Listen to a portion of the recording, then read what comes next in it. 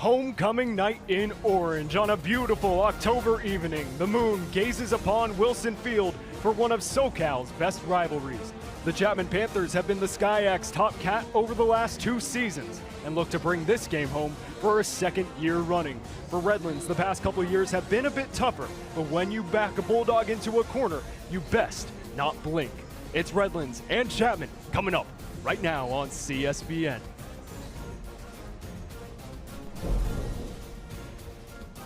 There's Nico Schwegler, Lucas Patton, Grace Graham down on the sidelines. We have the full package, halftime and post-game show in the studio. And Lucas, you take a listen to this crowd. It is a packed house and the jungle is ready to roar for these Panthers. Thank you, Nico. You can really feel the crowd's energy radiating all the way up here to the booth. It's going to be an amazing game. Wouldn't have it any other way, partner, and I'm excited to watch it with you. Absolutely. These two teams over the last 8 games have alternated wins. It's been a bloodbath every single time. And for more on the battle about to commence down on that field, let's send it down to the third member of our crew, Gracie Graham. Gracie?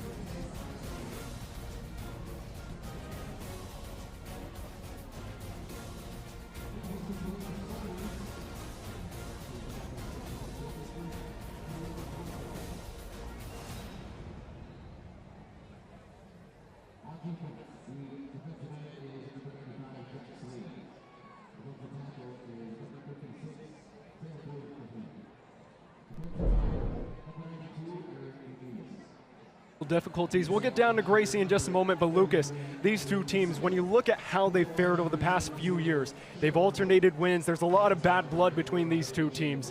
And overall, when you have Casey Shine in his first year, Jim Good in his 5th year at the helm, there's a lot of different ways that this game can go. You take a look at how they've fared so far this season. Best scoring defense in the SCIAC for Redlands, but Chapman can run the ball like crazy, like they did in that win against Laverne last week, and both teams know how to turn the ball over on the defensive side.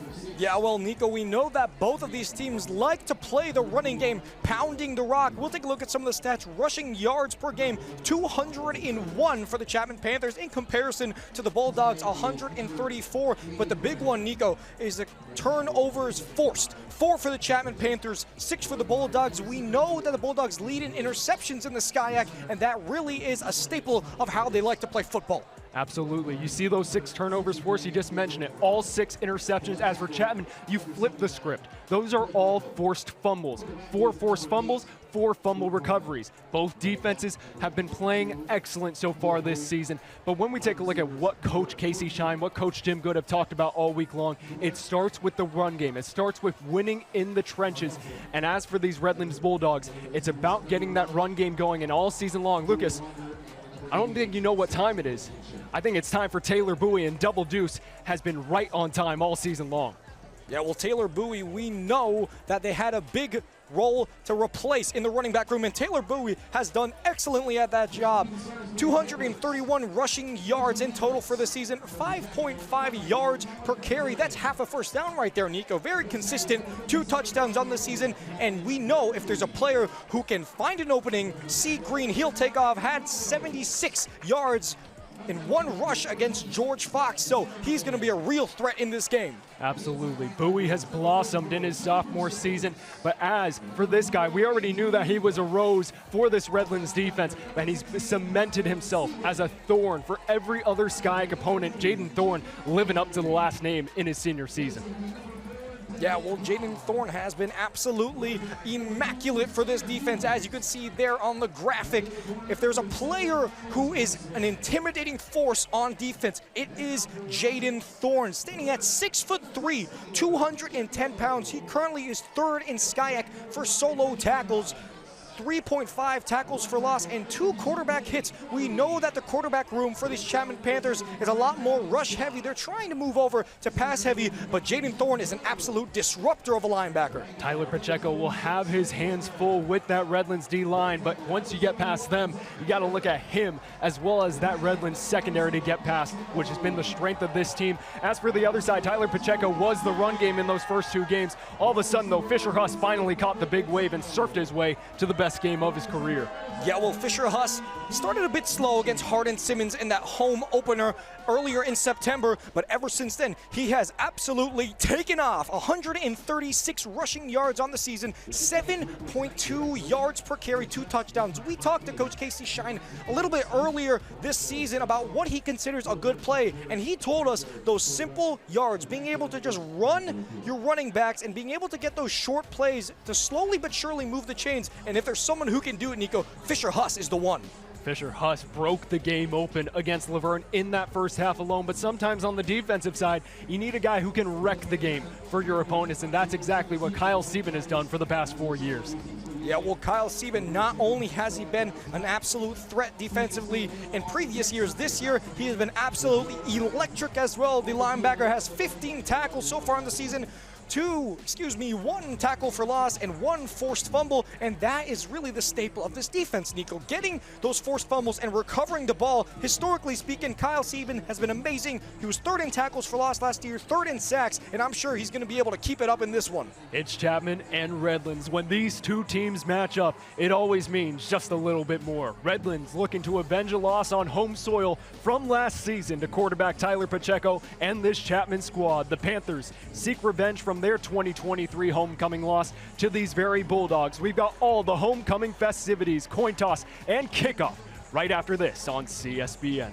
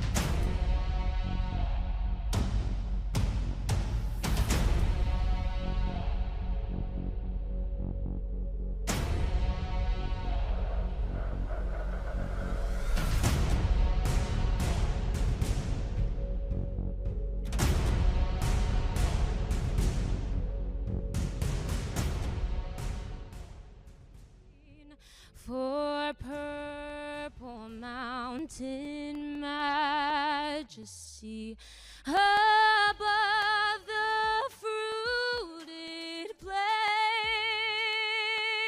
America, America, God shed his grace on thee and crown thy good with brotherhood.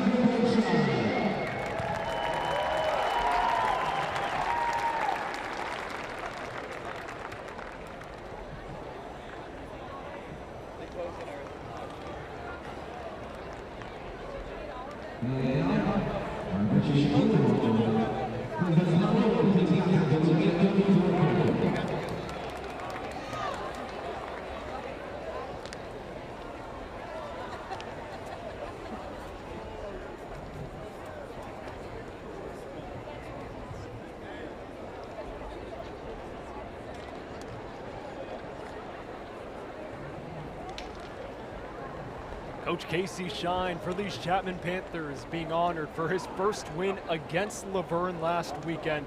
Panthers now 1-2 on the season, and Lucas, what a win it was. 56-6 to open up the SkyX season, setting multiple records, but we'll head down to the field for Ted Schess, the head referee, to do the coin toss with these teams' captains.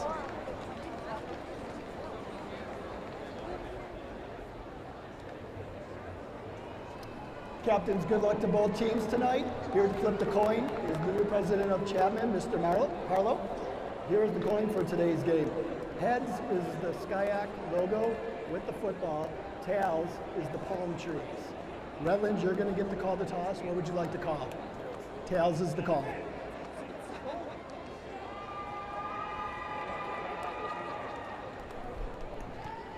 It is heads. Chapman, you've won the toss. You want the ball. Which way do you want to kick? Okay, then you guys stay right where you're at. Chapman has won the toss and has elected to receive. Good luck, gentlemen. Shake hands. Have a great game.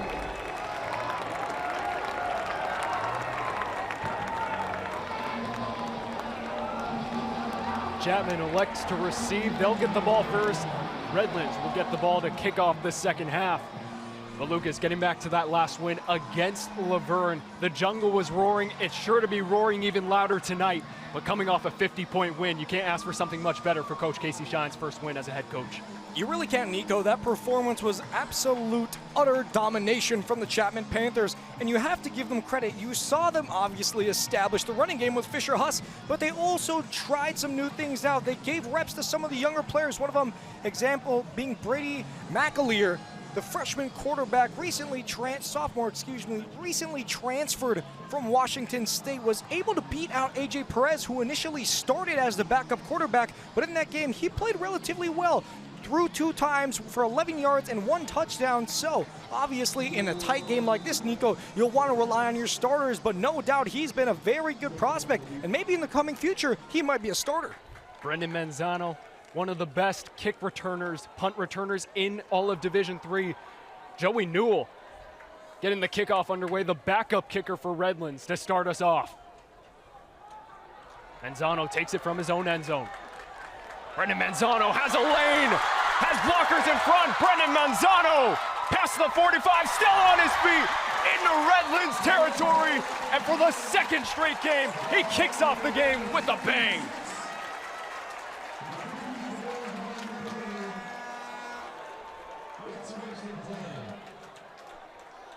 Well, Brendan Manzano on that one, Nico. That is the type of special teams that he likes to play almost consistently to a T. Every single initial kickoff, he always returns it past the 30-yard line. He has been phenomenal this year on returns, and what a play to start this homecoming off. 10th in kickoff return yardage in all of Division III, and he gets Chapman on the other side of the field. Handoff to Huss. Kept by Pacheco. He'll get stumped by that tough defensive line. And Lucas, we'll talk about it all night long. It's the O-line of Chapman versus the D-line of Redlands. That's going to be the big matchup here tonight. Yeah, well, their D-line is absolutely amazing. They have 2 SkyX first-teamers, Aaron Muniz, number 92, and senior Jax Lee, number 95. Jax Lee, obviously, last time he played against Chapman, absolutely brought it to us. So it's going to be difficult, and hopefully the Chapman Panthers will get over him. Hand off to Huss this time. Continues to power his way forward for a first down and some more. Fisher Huss shoved out of bounds, but continuing to pick up where he left off in that first half, I should say. Did not play in that second half against Laverne. He had 113 yards, though, in the first 30 minutes of that win against the Leopards. And you could see it here, Fisher Huss, he had a blocker in front of him, so he just ran all the way outside. And when you have a player as physical as him, he can take off when the space is opened up. Chapman already at the Redlands 30. Pacheco, short drop, now steps up. Tyler Pacheco running for the byline. He'll be shoved out just before the initial line of scrimmage. About 2nd and 11 coming up for the Panthers, but Tyler Pacheco, we saw in that home opener against Hardin Simmons using his legs. He's 75 yards away from reaching 1,000 career rushing yards. What a milestone that would be, Lucas. Yeah, a milestone indeed, and very well deserved as well. We'll take a look at the stats for this season. Currently, he has the most rushing yards on the team, and that's to no surprise. He is a gadget quarterback, Nico, so he can do it all. Muzzy in motion. Quick dump off to Huss. Fisher-Huss has the lane outside. Fisher-Huss gets another Chapman first down, and the chains keep on moving for Casey Shine in this offense. Well, you have to talk about the tight end blocking. Jackson Muzzy right there. Before being an interim head coach, Casey Shine was the tight ends coach here at Chapman University, so he knows these tight ends like no other coach does, and an excellent block from the tight end on that one. Chapman scored a touchdown on 8 of their 11 drives against Laverne, including 7 straight in the middle of the game. Pulled out by Pacheco, looking end zone. Manzano gets the grab just on the 1-yard line.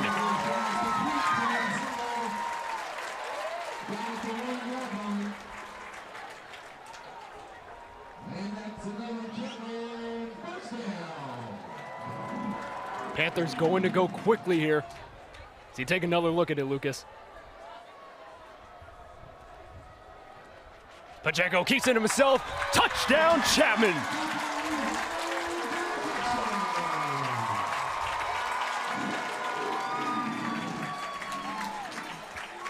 Tyler Pacheco has his 2nd rushing touchdown of the year, and he puts the Panthers up first.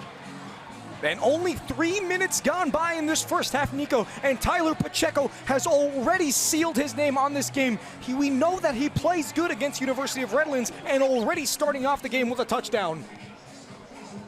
This home crowd packing the seats. They're loving the crowd as we take a look at Chapman trying to do a little bit of trickery on the special teams. Carson Nichols has been mighty impressive, 8 for 8 on his extra points in the win against Laverne. Kick is up, kick is good. Panthers up by 7, and we're not even 3 minutes removed. Couldn't have asked for a better first drive if you're Casey Shine. No, you really couldn't, Nico. An excellent start to this game. Obviously, we know that Casey Shine loves to bring it to them, offensively speaking, but you could not ask for a better start to this one. Only 3 minutes gone by, not even 3 minutes gone by yet, Nico, and they have already put 7 up on the board. Well, now for Jim Good in his 5th year at the helm of this program. Turning it over to his offense as he take another look at it. Tyler Pacheco waltzing his way into the end zone untouched. And so far, when we talk about the battle of the trenches, Panthers O-line has come to play so far in October. Yeah, we've already seen 2 huge runs from Fisher-Huss to get the first down, and then a rushing touchdown just to really seal the deal. We know that this offensive line for Coach Casey Shine is the thing that he believes is best at the university. And that drive right there just really solidifies that. Nichols, the long ball forward. Taken in by Scarborough. Julian Scarborough around 2. Mazing his way all the way near the 22. And that's where Luke Coleman will get his first position to get Redlands back on level terms here in the first quarter. Yeah, well, this initial drive is going to be of utmost importance, Nico. It's a bit of a punch to the stomach, you could call it. The first drive in, you're playing away from home. The team you're playing away from home is having homecoming night with a sold-out venue. It's always difficult playing away from home, but under these circumstances, I'm sure that Coach Good has his work cut out for him. Luke Coleman, the junior, transfer out of the College of the Canyons, making his 4th start of the season. Handoff to Bowie, and he gets stumped by this ferocious D-line for the Panthers. Big play from David Serrano, the big D tackle. Yeah, and David Serrano hasn't had too much involvement in this season so far as a lineman, but this, a big game for him, named in the starting 2-man for this Chapman defense alongside Kyle Sieben with assisted tackle on them. That our highlighted player. Coleman back to drop, flushes out. That one hits right into the face. Julian Scarborough, the initial kick returner. doesn't have the hands to hold on to that one, and a 3rd and 10 already coming up for Redlands.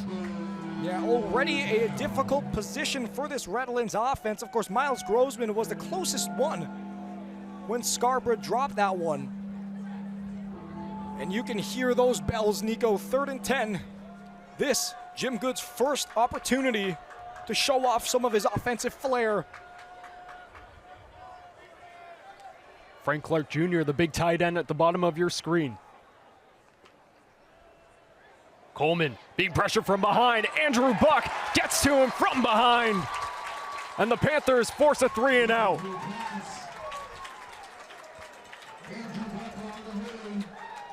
And Andrew Buck, the star linebacker, came in to replace Alexander Tilriquez, and he does it excellently on that one. 3rd and Skyac for tackles for loss, and you can see why. Amazing rush from the linebacker on that one. Aiden Petruscu out to punt, one of the top punters in the Skyac so far this season, has a long of 60. And that one almost blocked. Mason Kubicek had a free lane through. Fair catch called by Manzano. And the Panthers will take over from their own 36. So you have an excellent first drive. How do you build on it here, Lucas? Well, Nico, I think that if this drive, they maybe need to slow it down more. Obviously, when I say slow it down more, they're going to keep pounding the rock and handing it off to Fisher Huss. Maybe get Andrew Latu, number 28 for the Panthers, involved, the backup running back. Coach Casey Shine has been with the program since 2012, a 4-time Skyac champion. But since the retirement of Bob Owens, he has taken over the program for his first season as the head coach, just the interim head coach in 2025. Flare out to Zimmerman, call gets played back. Play gets called back, excuse me.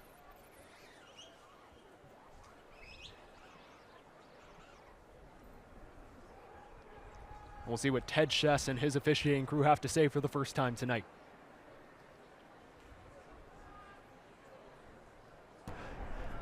Delay a game on the offense. We were still in substitution while the ball was snapped. 5-yard penalty, first down. So the Panthers will move back 5 yards to their own 31. Emilio Pucci, we saw him trying to sprint all the way in there from the Redlands defense. Now the Panthers from 1st and 15 will get things back underway here in this first quarter, Lucas. Yeah, and that's an understandable foul early on the game. You do have the lead after your first drive on offense. You can understand if these players are a little bit jumpy. Empty set for Pacheco. Will take it himself, bounces to the outside.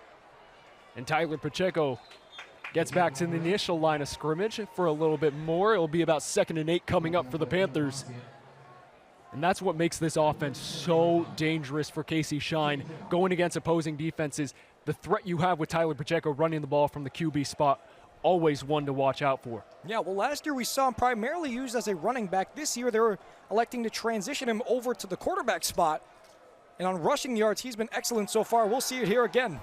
Pacheco throws to his top guy, Cade Zimmerman. Zimmerman spun down for a Chapman first down.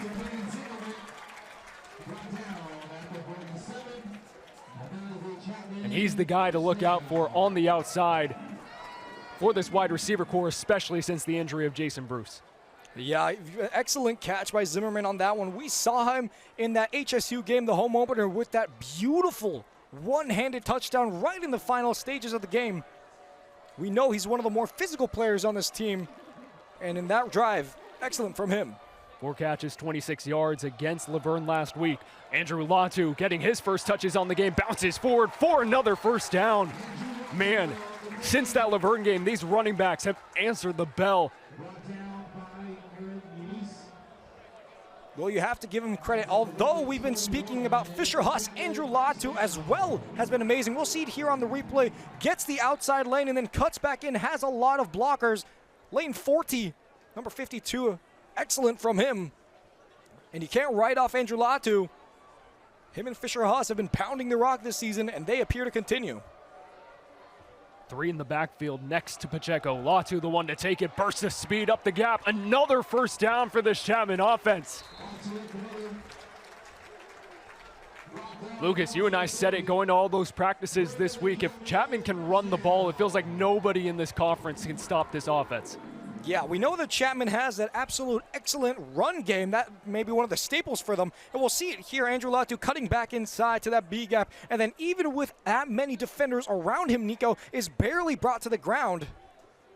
Obviously, we talked with Coach Casey Shine about what he identifies and considers to be a good play, and it's those run games, being able to put your head down and getting in the trenches.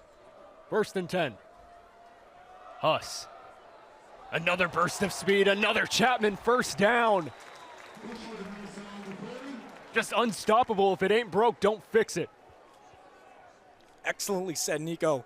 A combination of Andrew Latu and Fisher Huss. From what it seems like, Nico, the Bulldogs have no response to this run game. And man, the pressure that must take off of Tyler Pacheco's shoulders, not having to carry the run game like he did in those first 2 games against Hardin Simmons and then up in Oregon at Linfield. From the 17. Pacheco stepping up. Chased down by Jaden Thorne. Tyler Pacheco shuffles his way outside for another gain. And Tyler Pacheco, he is just on ice skates down there. This rushing yards has been absolutely phenomenal in this game so far. Obviously, we knew, Nico, that this team was a rushing team. Here we'll see it on the replay. He just sits in the pocket, has that patience and expertise, and then just runs out of bounds, avoids a big hit. Intelligent play from the quarterback. 2nd and 5 from the 12. Handoff Latu. This time he's met in the backfield. Big play from this Redlands D-line.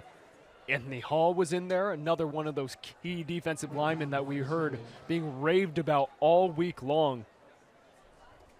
Yeah, Anthony Hall, a good player, had a very, you could call it, okay season last year. Had 21 tackles and 3.5 sacks, so he had a decent season, Nico. Obviously, the junior will want to always increase his stats, and an excellent play from him on that one to stop the run. No gain on that last play. 3rd and 5. Coming up.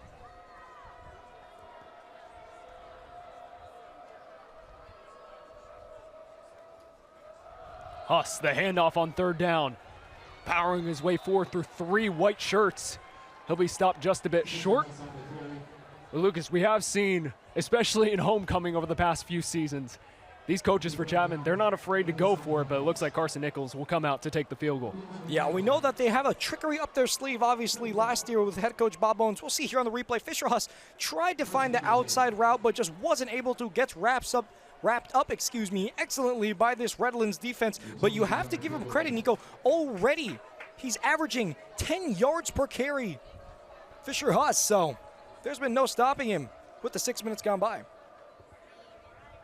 Nichols, a chance to put Chapman up by 10. And that kick gets blocked. A big play for this Redlands special teams. We saw Carson Nichols miss in that game against Laverne on his only field goal attempt, and he now moves to 1-3 on the season. And what that could do potentially for momentum going forward for an offense that's really struggled this year. Yeah, that one's going to sting, Nico. Carson Nichols, of course. Coach Casey Shine considers him to be one of the most reliable players on this Chapman side. His first attempt at the game gets blocked. Bit of a punch in the gut for him, but now it'll be the Bulldogs' turn to try to get some points up on the board.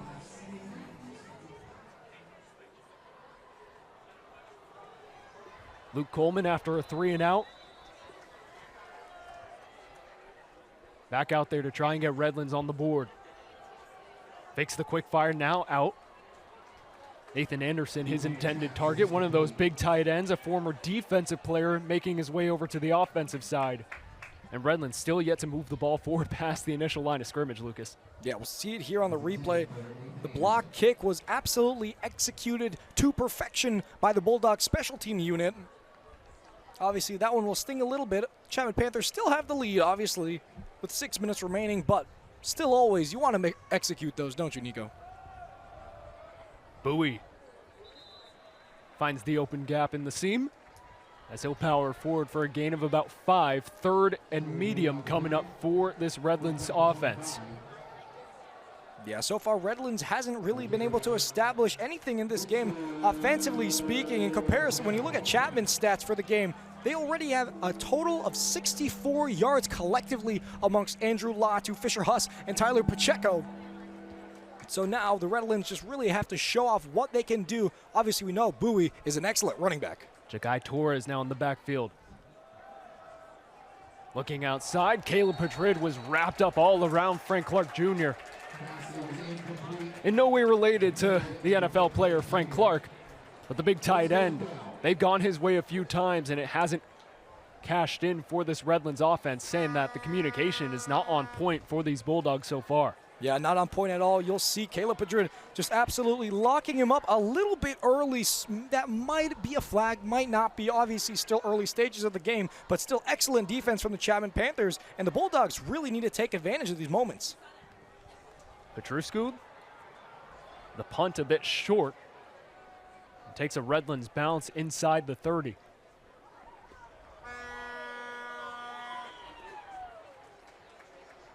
Now, Tyler Pacheco coming back out there. 2 successful drives for this Chapman offense. The first one capped off after a massive return on the initial kickoff by Brendan Manzano.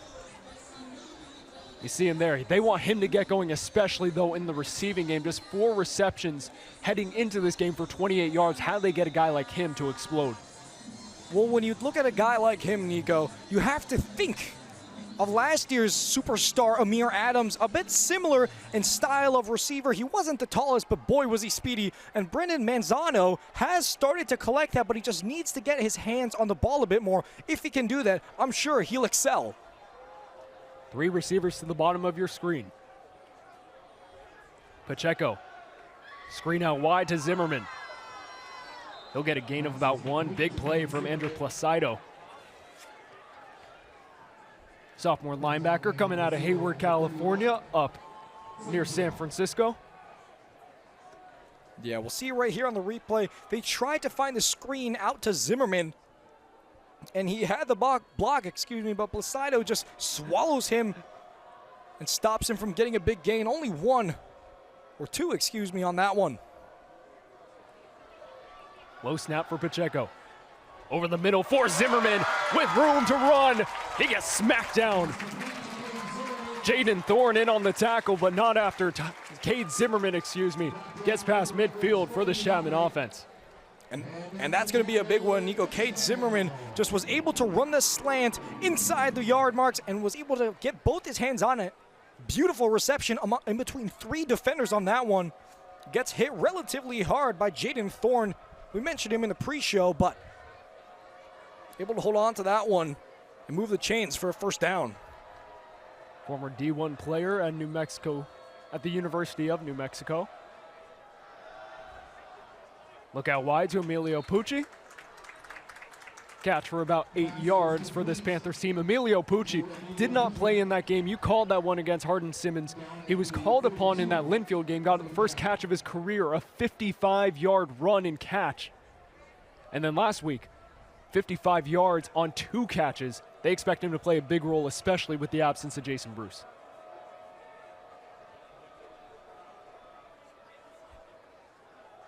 Huss biding his time. He gets swallowed up at the line. Andrew Placido, he's already been in on a few tackles, and he's making his impact known in this first quarter.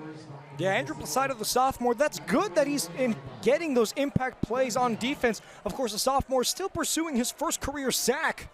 So hopefully he'll keep up that momentum, but you have to take it off to Fisher Huss. 3 players on him, Nico, and still on his feet. Eventually was brought down. We'll see him run outside and get tackled. It took, not 3, 5 defenders to get him down. Exactly what Jim Good wants to see on the sidelines. Placido with already his 3rd tackle of the first quarter. He's had 4 or more in the past 2 games. Direct snap to Pacheco. Weaves his way in and out. The ball did come out at the end. Looks like Gavin Scott, first team all SCIAC guard from last season, jumped on it to clean it up for the Panthers. Yeah, excellent from Gavin Scott on that one, just to be aware of where the ball is. When you're playing on the offensive line, Nico, it is arguably the most difficult position to play in because you have to be aware of your surroundings. You need to know where your blocking assignments are, whether it be double teaming, single teaming, where you have to be on the field, and he does excellent to recover the ball for his team. 1st and 10 from the 39. Huss, another handoff. He gets stonewalled.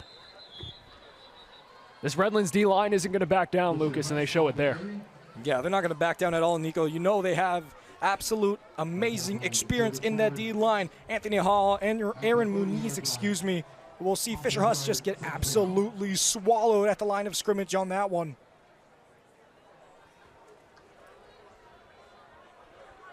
You get to see Jax Lee, arguably the best defensive lineman for this Redlands defense, out there to make impact plays so far. Pacheco, oh my goodness. He just ran into a bear hug from Jaden Thorne, and there's nowhere going after that. I wouldn't quite call it a bear hug, Nico. Jaden Thorne, an absolute menace of that linebacker core, however. Luckily able to hold on to it. We'll see there on the replay, just runs into a wall, I would call it. Suppose a bear hug is qualified as the wind starts cooling down these players. 4 receivers out there for the Panthers. Turn and fire from Pacheco. Zimmerman try to high step his way past Cam Abbasian. But now a 3rd and 10 coming up for Chapman to close out this first quarter. Yeah, well, it's been a very effective first quarter, I would call it, Nico. When you take a look at some of the rushing stats, they have been dominant, and that's something that we could have predicted in comparison to the Bulldogs. Taylor Bowie only with 5 yards in comparison to Fisher Huss, Andrew Lata, and Tyler Pacheco, who are all already in the double-digit marks. That is the end of the first quarter. And that will wrap it up for the first 15 minutes here from Wilson Field. Chapman, a dominant first drive. They're on the board 7-0 after the first quarter. We'll be right back after this.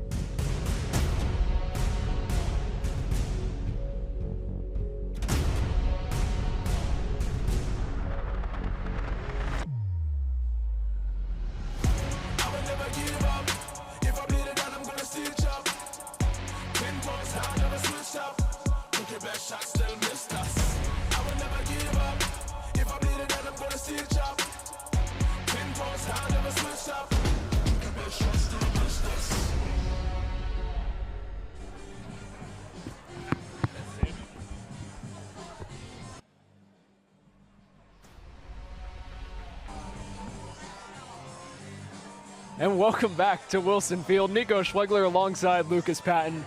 And Lucas, that first quarter, Chapman only up by 1 touchdown, but it felt like they dominated that first 15 minutes through and through. Yeah, it truly felt like utter domination, Nico. You take a look at the stats.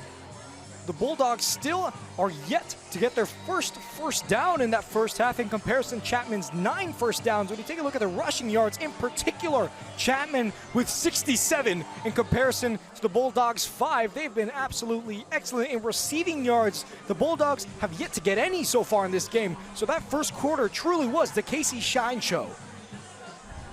Tyler Pacheco back out there with the top line of receivers. Brendan Manzano, Emilio Pucci at the bottom of your screen, along with Cade Zimmerman, who's had some big plays. Cash Henjum with a few targets in that Laverne game, almost coiled in a touchdown. Out there now at the top of your screen. Pacheco senses the pressure. Flag in the backfield. Pacheco still going forward, and he'll get wrapped up by Jaden Thorne after the play. Let's take a look at the dirty laundry all the way in the backyard.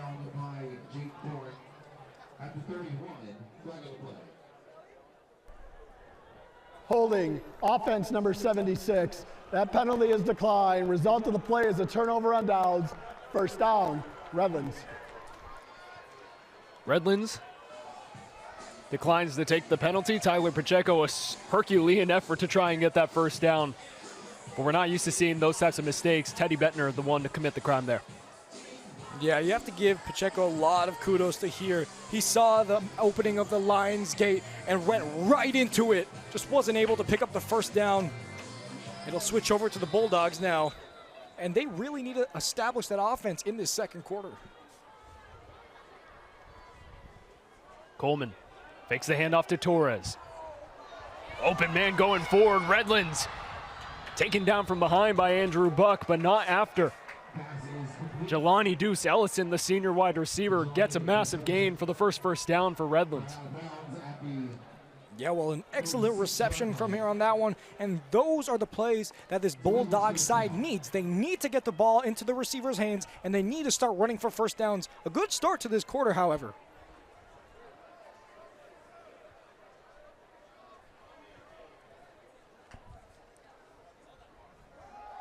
Handoff to Torres, and swallowed up by David Serrano. Joey Bustos, middle linebacker for Chapman, also in on the tackle. This Chapman team prides themselves on winning in the trenches. This D-line with a point to prove, especially after last game. Yeah, very big point to prove, of course, for the Chapman Panthers. They're still really working on the defensive line. They brought in A.J. Klein for this one, so they'll need to work on it a bit if they want to stop the Bulldogs. Panthers bring pressure. Scott Blankenship almost picked off. Jacob Gowdy had 4 interceptions last year to lead the Panthers, who are still looking for their first pickoff of the season. Preseason All-American almost got a massive turnover in his hands. Yeah, you saw the ball just bobbled into the air, and then Gowdy was there, had a hand on it, but just wasn't able to bring it in for the interception. Almost, but not quite. That bounced off Scott Blankenship. We thought that he would actually be out this game. I guess our sources didn't account for the game time decision. Another handoff met in the backfield. Jagai Torres not going anywhere. Second in the SCIAC in yards per carry, not that time.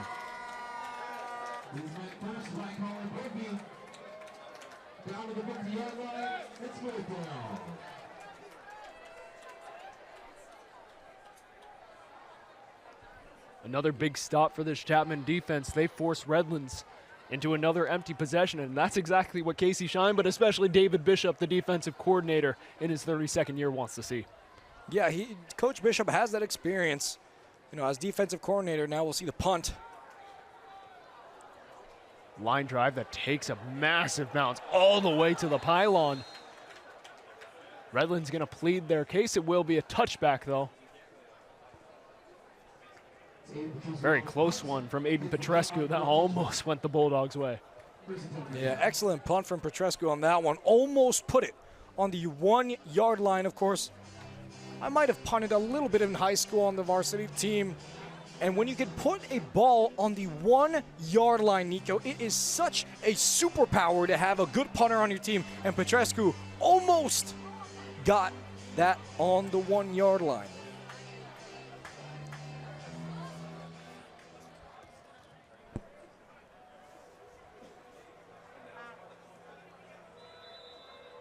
So back to the Chapman offense. Tyler Pacheco, 3 running backs to his side and behind. Handoff Latu. Andrew Latu, another massive run. Feels like he's getting a first down every single time he's touching the ball. Yeah, he's been excellent running that football so far, and the Chapman Panthers are already approaching the 100-yard mark, but Andrew Latu on that one, he goes through the B gap, gets a stiff arm in there, and then goes down after a 2-player tackle. So an excellent run from him, was just able to defend it, but both him and Huss have been excellent in the backfield for the Panthers. Enrique Ibanez and this defense trying to get a much-needed stop. Another handoff to Latu. He's just a freight train right now, running through defenders.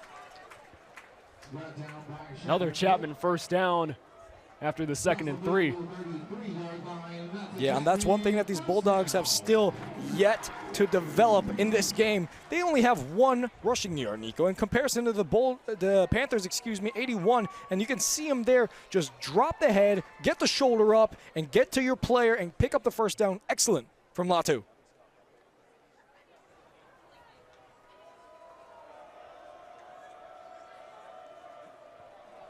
Same formation for the Panthers on 1st and 10.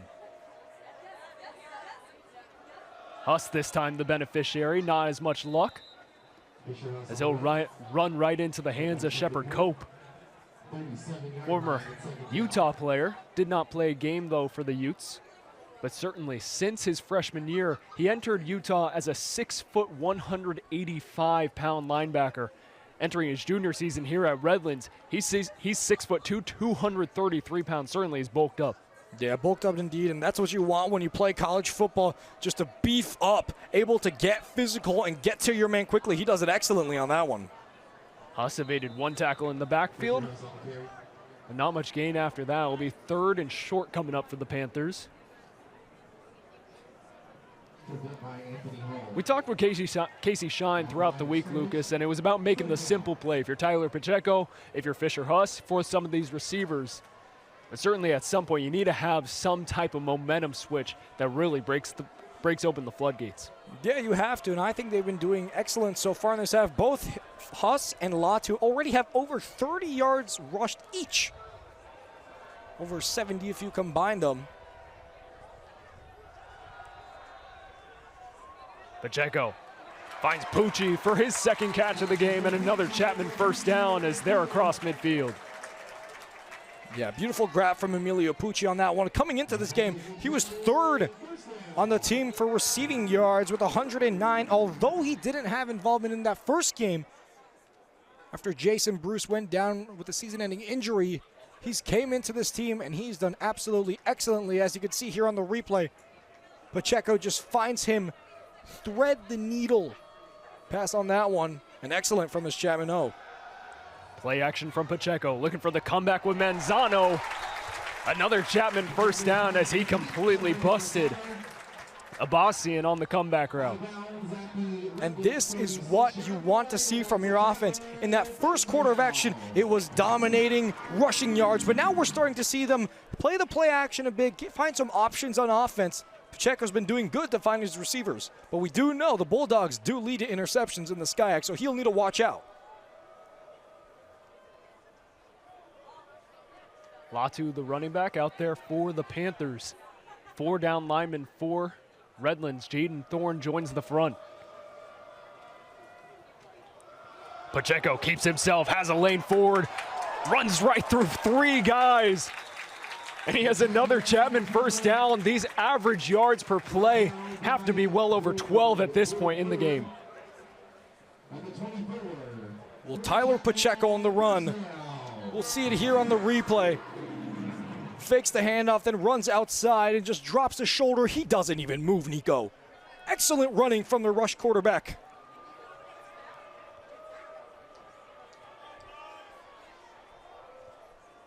A little bobble from Pacheco. He'll have to scuttle his way forward, trying to get back to the initial line of scrimmage. You'll have a few hiccups like that, but when he has the big playability that he, as well as some of these big running backs have, I mean, I'm sure you're fine with a few of those as long as they're not game changers on turnovers. Yeah, you don't mind at all. Of course, the Chapman Panthers already in the triple-digit mark and rushing 103 yards in the game. We'll see it there on the replay. Just bobbled it a little bit. The snap might have hit his hand a bit strangely. Jesse Norton on the snap.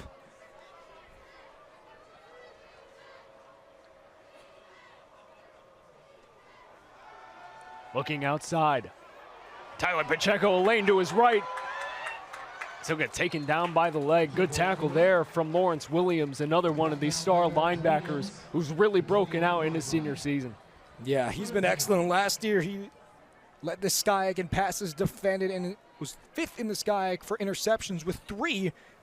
Some excellent tackle from him, especially to corral a quarterback as shifty as Pacheco is.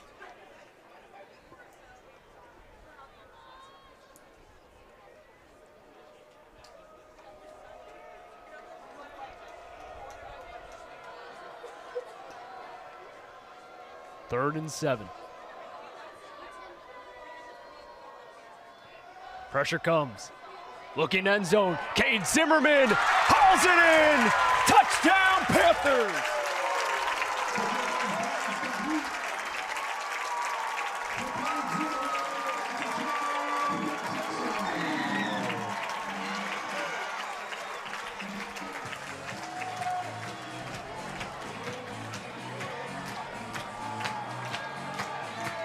Deuce gets his second score of the season, and what a throw from Tyler Pacheco. If you're Coach Casey Shine, you are smiling cheek to cheek for that throw. An absolute beautifully lobbed pass to Cade Zimmerman to get his second touchdown. Excellent from the Chapman's very own Superman. No mistakes from Carson Nichols on the extra point. We'll see how Chapman fares if they need to start kicking some field goals, where they've struggled a little bit this season, but so far, was just 1 point on the board. Carson Nichols, as you said, Mr. Reliable for Casey Shine. Yeah, Mr. Reliable indeed. You won't mind that. You have the 2-score lead with 14 in the second quarter, and they've been doing consistent, I would call it, Nico. It's not as dominant as that Laverne game, but we weren't expecting them to be as dominant in that Laverne game. Redlands, of course, a very, very tough opponent in the SCIAC, and so far, Casey Shine's been doing excellent to just hold them down.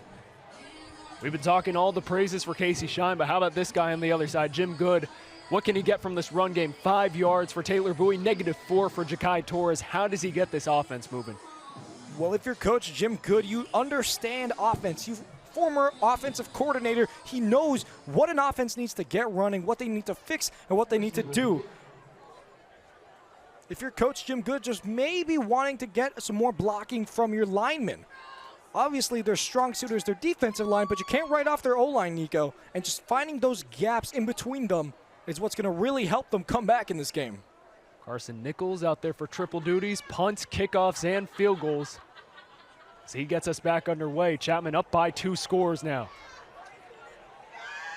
Pulled in by Mark Mitchell. And a thunderous tackle coming in. Looks like Chris Rue got there. Yeah, excellent special teams from the Chapman Panthers right there. Able to stop him before they get to the 25-yard line. We'll see it here on the replay. Some shifty footwork, and they'll get him down. Excellent from the special team unit. Bulldogs right now averaging 2.4 yards per play. That's actually a slight improvement from their last game against Cal Lutheran, who we'll talk about a little bit later. They've been fantastic this season. Big game against CMS for them happening right now, but they're at 2.2. They were at 2.2 yards per play in that loss to Cal Lu last week. Doesn't look like the average is going up anytime soon if this D-line for Chapman keeps playing the way they have been. Yeah, excellent defense from the Chapman Panthers on that one. We saw Jacob Gowdy actually get a pancake on one of the blocks. Jacob Gowdy, we'll see it here on the replay. The Panthers just swallowed him at the line of scrimmage, and there we'll see number 3, Jacob Gowdy, pick someone up, and then boom, pancake against an offensive lineman. That is the All-American essence that Jacob Gowdy brings to this defense. Coleman. Almost a one-hand grab. What a massive hit from Mason Kubicek. He's coming off a game where he grabbed his first sack of the season. And another 3rd and long coming up for the Redlands Bulldogs. Yeah, an excellent read from Kubicek on that one. Just knew where he was going and got there before him. This 3rd and long for this Bulldogs side, and so far they haven't had anything on offense, Nico.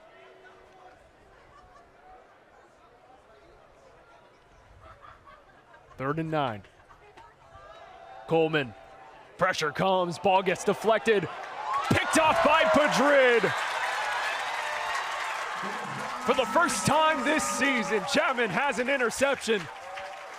And Caleb Padrid, after having 3 last year, gets on the board. And this is defensive awareness from Caleb Padrid. Followed the receiver all the way with him in man coverage, realized the ball is bobbled into the sky, comes back and just picks it off. Excellent awareness from Caleb Padrid on that one.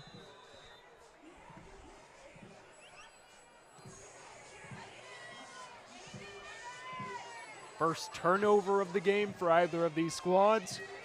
Both defenses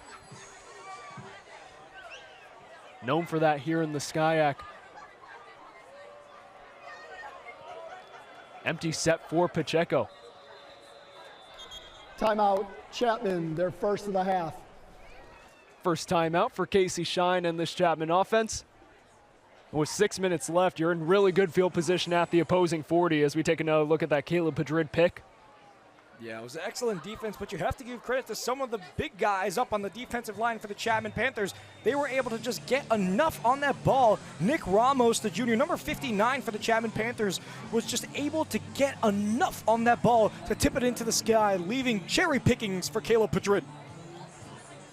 Former 2-star prospect rated by 24/7 Sports. So far, he and this D-line playing like 5 stars against this Redlands offensive line. Yeah, they have been excellent. Redlands has had absolutely nothing in this game. When you take a look at some of the efficiencies, third down efficiency for Redlands, 0 for 4 in comparison to Chapman's 3 for 5. It's those small moments, those small stats that really add up towards the end of the game. And so far, the Panthers have been absolutely dominant. Panthers led 35-0 against Laverne last week at the break.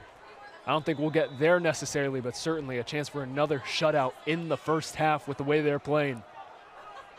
Pacheco looking for another long ball. Cade Zimmerman. Oh my word! Touchdown Chapman!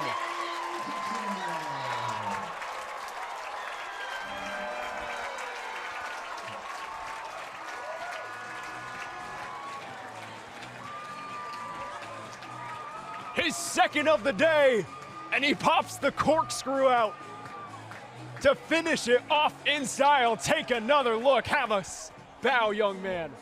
What do you hear? What do you say from Tyler Pacheco? 100% completion in this game. 11 for 11, 158 yards, 2 touchdowns, both to Zimmerman.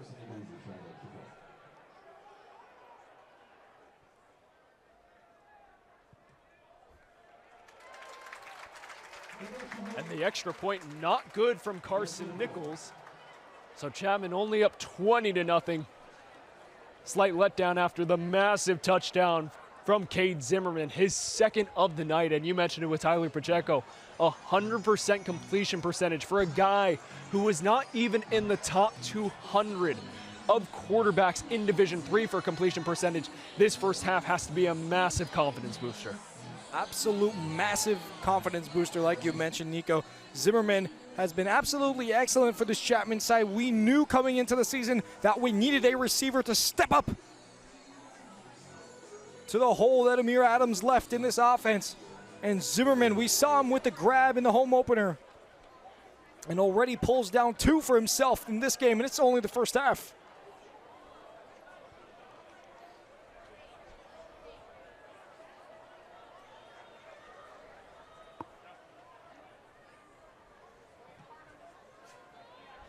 Underway we go once more. Scarborough finds a lane, gets wrapped up once more. Another nice play from this Chapman special teams unit. Carter Williams with a fantastic tackle on the return. Yeah, and people always overlook kickoff special teams defense. It's always important to find your man, get square with the hips, drop the shoulder, and bring him down. Some excellent coverage from the special teams defense. And now the Bulldogs, again, will have it. Coleman taking a deep shot of his own. No flag comes out. Looks like a little bit of grabbing from both sides of Frank Clark Jr. and Caleb Padrid, who just got that interception. Both teams relatively disciplined. Nice day at the office if you're Ted Chess and this officiating crew. Yeah, nice day at the office indeed. He tried to go deep on that one. No flags yet for the Chapman Panthers when it comes to secondary, but Caleb Padrid doing excellent not to grab onto him enough, give him enough space, but still apply the pressure to knock off his awareness. 2nd and 10 for Coleman. Screen out towards Bowie. Or excuse me, that's Ja'Kai Torres, who will spin his way just before the first down line. It will be 3rd and short coming up for this Redlands offense with 5.5 to go. And that's good from Redlands to finally get some momentum running offensively. They haven't been at the show so far in this first half of action, but he was able to grab onto that one and run away with it. Not able to get a first down, but still excellent running from Ja'Kai Torres. it's been Torres these past few drives. Have to wonder if anything's happened with Taylor Bowie. Timeout, Redlands, their first of the half. The top running back for this Redlands squad as they take a timeout. Ja'Kai Torres with one of the biggest plays of the night so far for Redlands. Taylor Bowie, we'll see how he's doing in the huddle, but for a team that lost its top 5 receivers from last year, they lost their top 2 rushers. Isaiah Alvarado was a second-team All-SCIAC player as a sophomore. We don't know what happened to him. Nobody seemed to have the answers about where he went. We didn't know if he transferred or not. And as for the 3 quarterbacks that they had last season, they're all gone. Luke Coleman, very new. This entire offense, at the skill positions at least, very new. How did they get this momentum flowing after a few solid games to kick off this season where they were 2-0 at one point?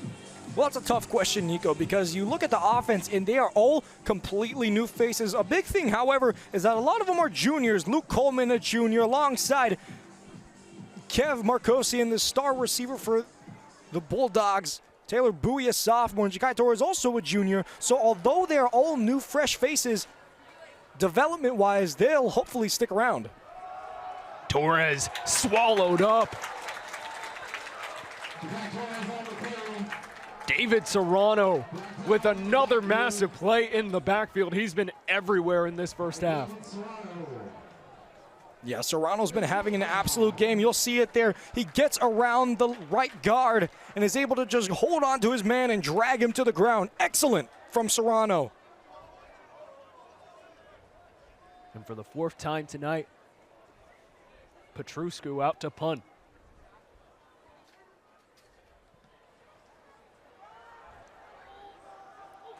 Fair catch called by Manzano. Fumbled it for just a moment, but was able to collapse onto it. And looks like he's good to go after a little bit of a hard hit.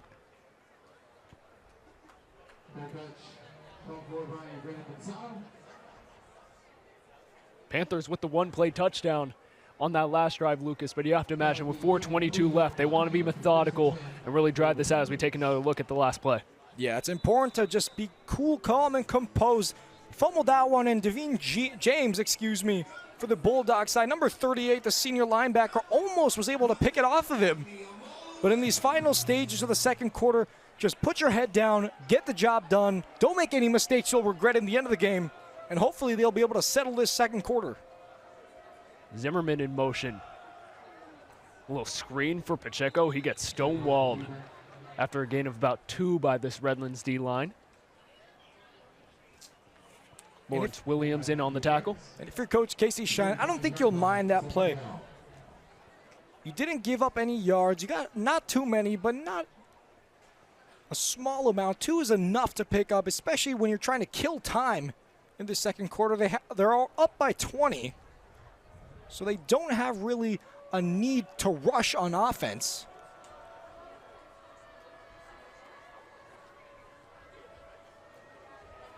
Hand off to Latu. Quick feet from Andrew Latu. Another bruising run from the junior.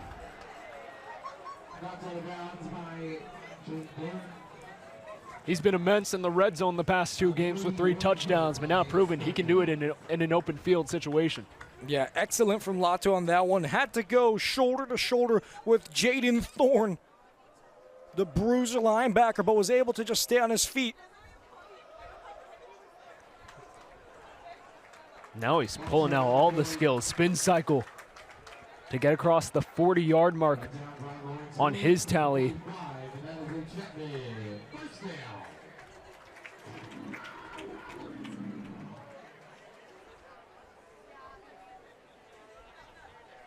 You'll see it on the replay there. Andrew Latu just spins his man excellently. He's able to get dragged down after 2 tackles. Enrique Ibanez just missing that one. And this rush offense has been absolutely electric. 118 yards in this first half. Latu averaging just under 7 a carry this game. Quick fake out for Pucci. Emilio Pucci has an open lane in front of him, and he gets another Chapman first down. Yeah, not only the rush has been good, but the receiving has been amazing. Emilio Pucci came in that one, picked up the first down, and that's not the only story. The Chapman Panthers dominating when it comes to receiving as well. You can see it there. Pucci is able to find a block excellently. Manzano's able to pick someone up on a block as well. He's able to pick up the first down. And the Panthers now with 158 receiving yards already.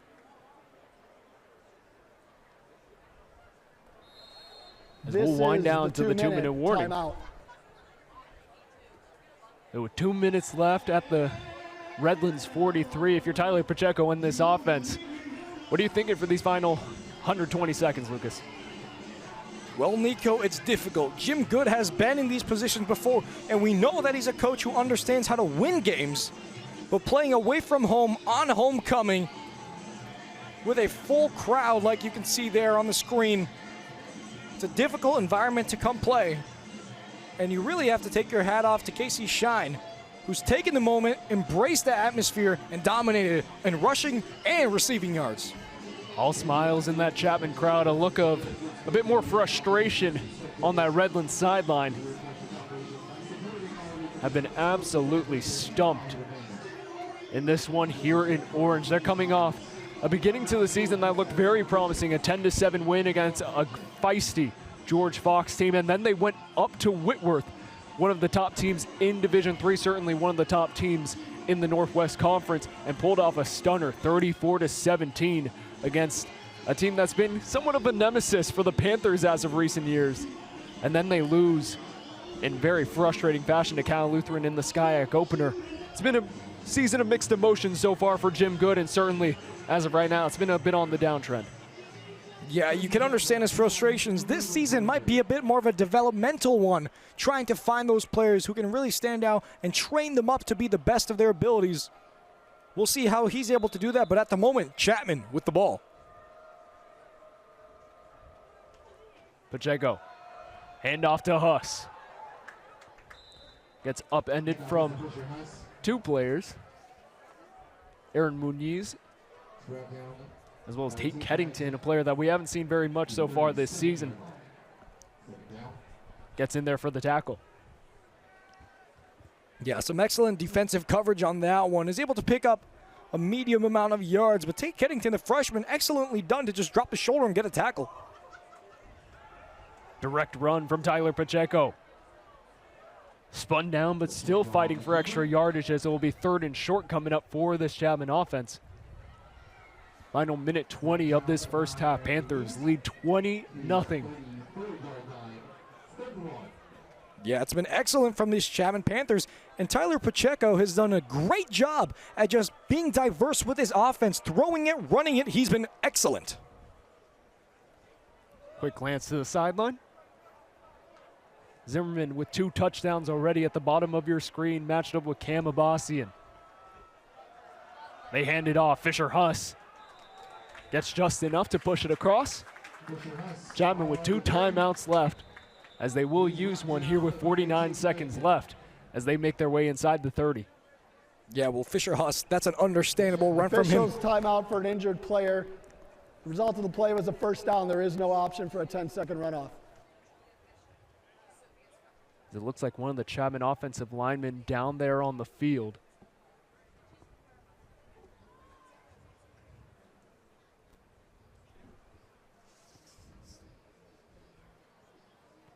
Can't quite get a glance of his number right now.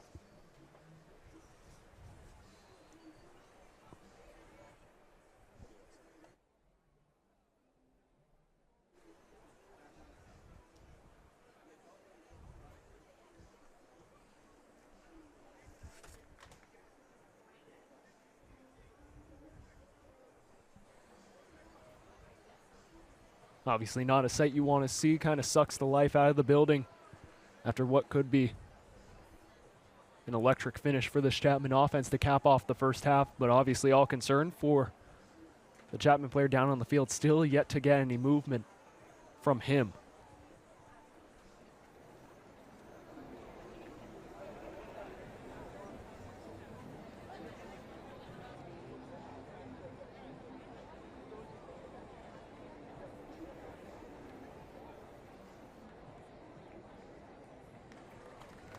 We finally get a glance. Jess Norton, the backup center who had some really solid games last year. Unable to walk off on his own accord. Looks like that right ankle may have gotten caught underneath, still laboring to get off that field. We might toss it down to Gracie Graham in the second half to see if we can get an update on his condition. But certainly not a sight you want to see if you're Casey Shine to cap off this first half. Yeah, not at all, Nico, Timeout, especially with Chapman, how... their second of the half. That's an understandable one. Calling a timeout maybe just to get everyone settled in after that short injury break, but you have to give credit to these linemen. They have been putting their souls out on the field for the rush game, and it is absolutely noticeable. Almost 129 rushing yards in comparison to the Bulldogs' 1 rushing yard, Nico. They could make some history here if it continues this way.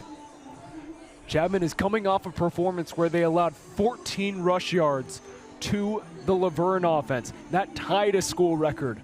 Now, they're 12 yards away, at least for Redlands offense, or less. We'll see how that second half unfolds, but perhaps another record-setting performance by this Chapman defense, which has come to play ever since going up to Oregon to play on Linfield.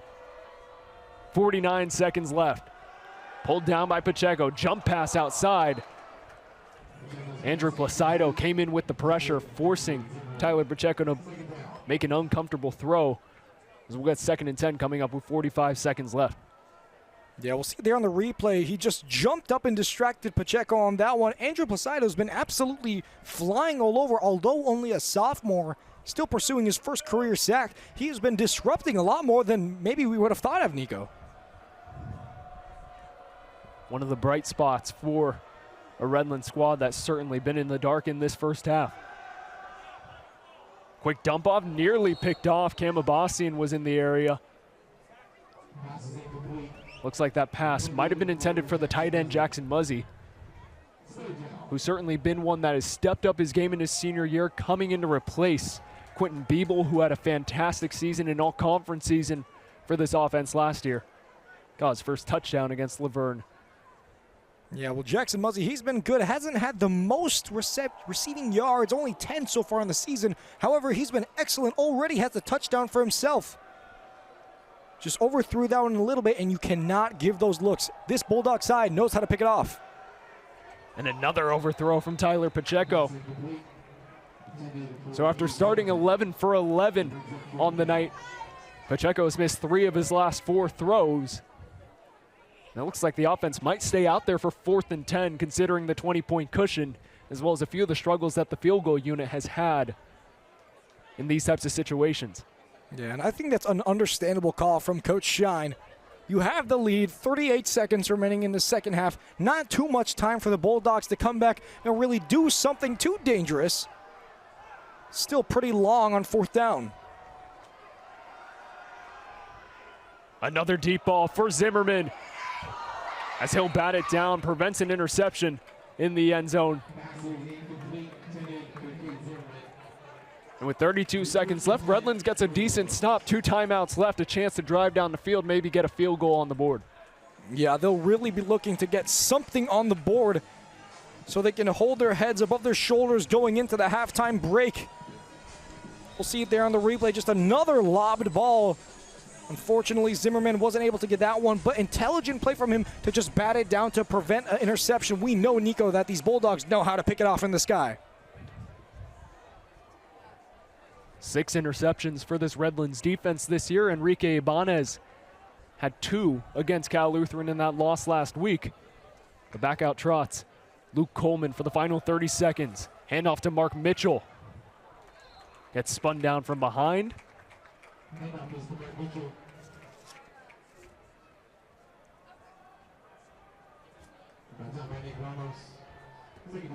No timeout taken by Redlands. We'll see if they're able to get another playoff right before the first half concludes.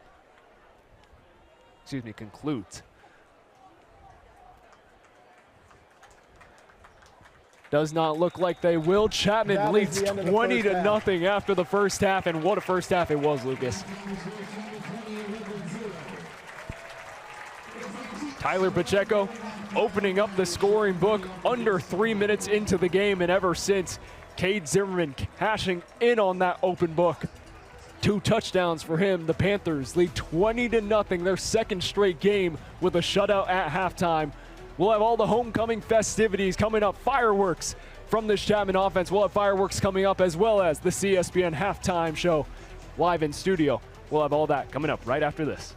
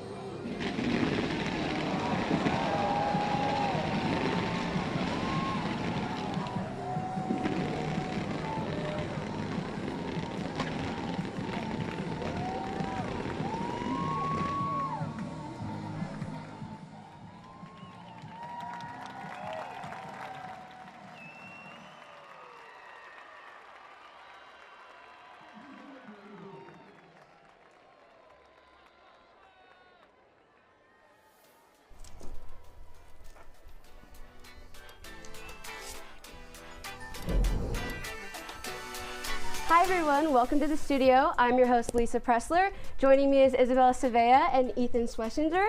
And guys, what an incredible start it has been for the Chapman Panthers, with the score being 20-0 Chapman. So let's dive right into that first half.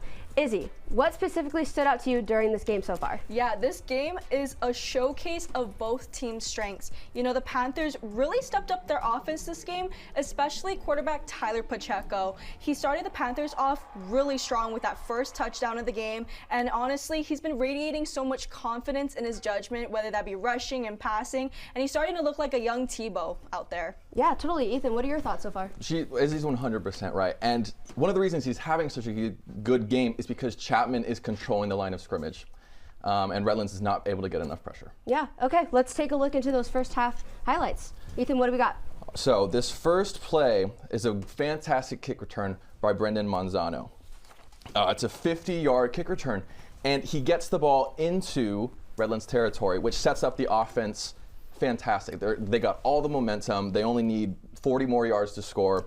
And the offense did a great job. They ended up getting the job done. And this explosive play leads to an explosive start for the Panthers. Exactly, and this is that touchdown I was talking about earlier. The first touchdown the Panthers had this game, Pacheco taking the lead, and this is what started that hype energy that the Panthers need this homecoming game.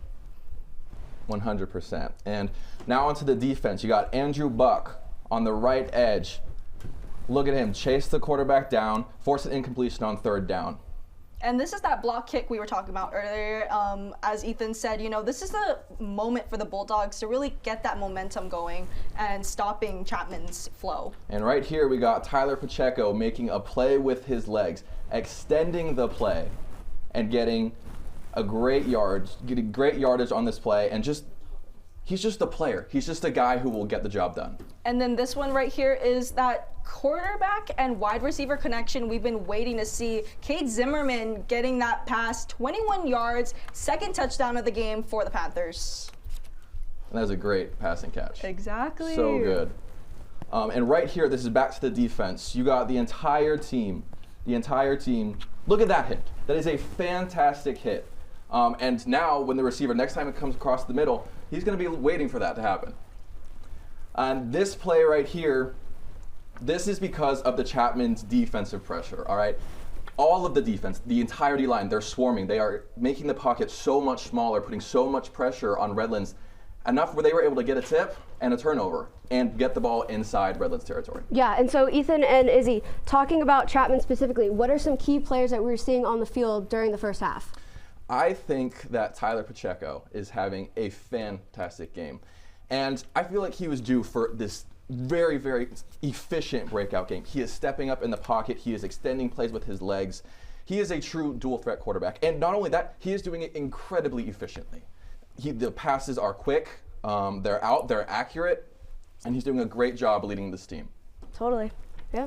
Yeah, another key player from the Chapman Panthers that has been sticking out to me, you know, we mentioned Tyler Pacheco. We can't mention Pacheco without talking about Zimmerman. Cade Zimmerman has been establishing that connection that we needed this game. You know, we have Jason Bruce out this game for a collarbone injury, a season-ending injury, and we're trying to find someone to fill those shoes. And more importantly, the golden shoes of Amir Adams from last season. We saw such a good flow. It's a great mesh. And honestly, Cade Zimmerman has been phenomenal this game. 2 touchdowns, and honestly is really helping the momentum of the Panthers keep that energy and also really taking control over this game. Yeah, and Izzy, we talked about key players, but now going into coaches, we have Coach Casey Shine and Jim Good. So what are the stats on them? Yeah, so these two coaches are more alike than we really think. They both started off at their schools as offensive coordinators and also recruiting coordinators. You know, they know their players in and out, and that's what makes them phenomenal coaches.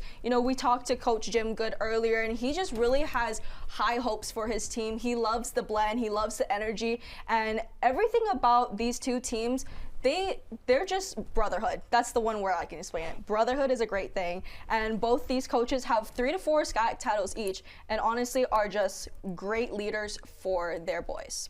Yeah, and we talked to Coach Good before the game, and he is both coaches. They're such nice people. Mm-hmm. They were so open with us about how their team it's just it is like a family, and they are so coachable, which is so important for every team. Yeah, and talking about family and homecoming, the Chapman Panthers also played earlier today. We had multiple games going on, starting with women's soccer early this morning at 11 a.m. Ethan, what do you have on that? Yeah, so the Chapman women's soccer faced off against UC Santa Cruz earlier today in a strong defensive match where both sides had opportunities to score. Chapman was able to come out on top as freshman forward Delaney Kitchens, you'll see right here, a right foot into the left side of the net. She was cooking and scored in the 18th minute for her second goal of the season. UC Santa Cruz did not let up though, as they recorded 5 shots on goal, but all 5 shots were saved by goalies Sienna Gomez and Kate Crowley, giving the Panthers a 1-0 victory. And Chapman now moves to 4-4-3 on the season, and they look to carry the momentum from this win into SCIAC play as they host Occidental College this Wednesday at 4 p.m. Yep, and then taking it to land to water, let's just splash right into water polo. The men's Panthers Chapman water polo team are playing in the Gary Troyer tournament today, and we know we only got stats for one game, but sadly the Panthers did lose 20-9, but Stephen Ridley had a great game this game and scored 3 goals for the Panthers.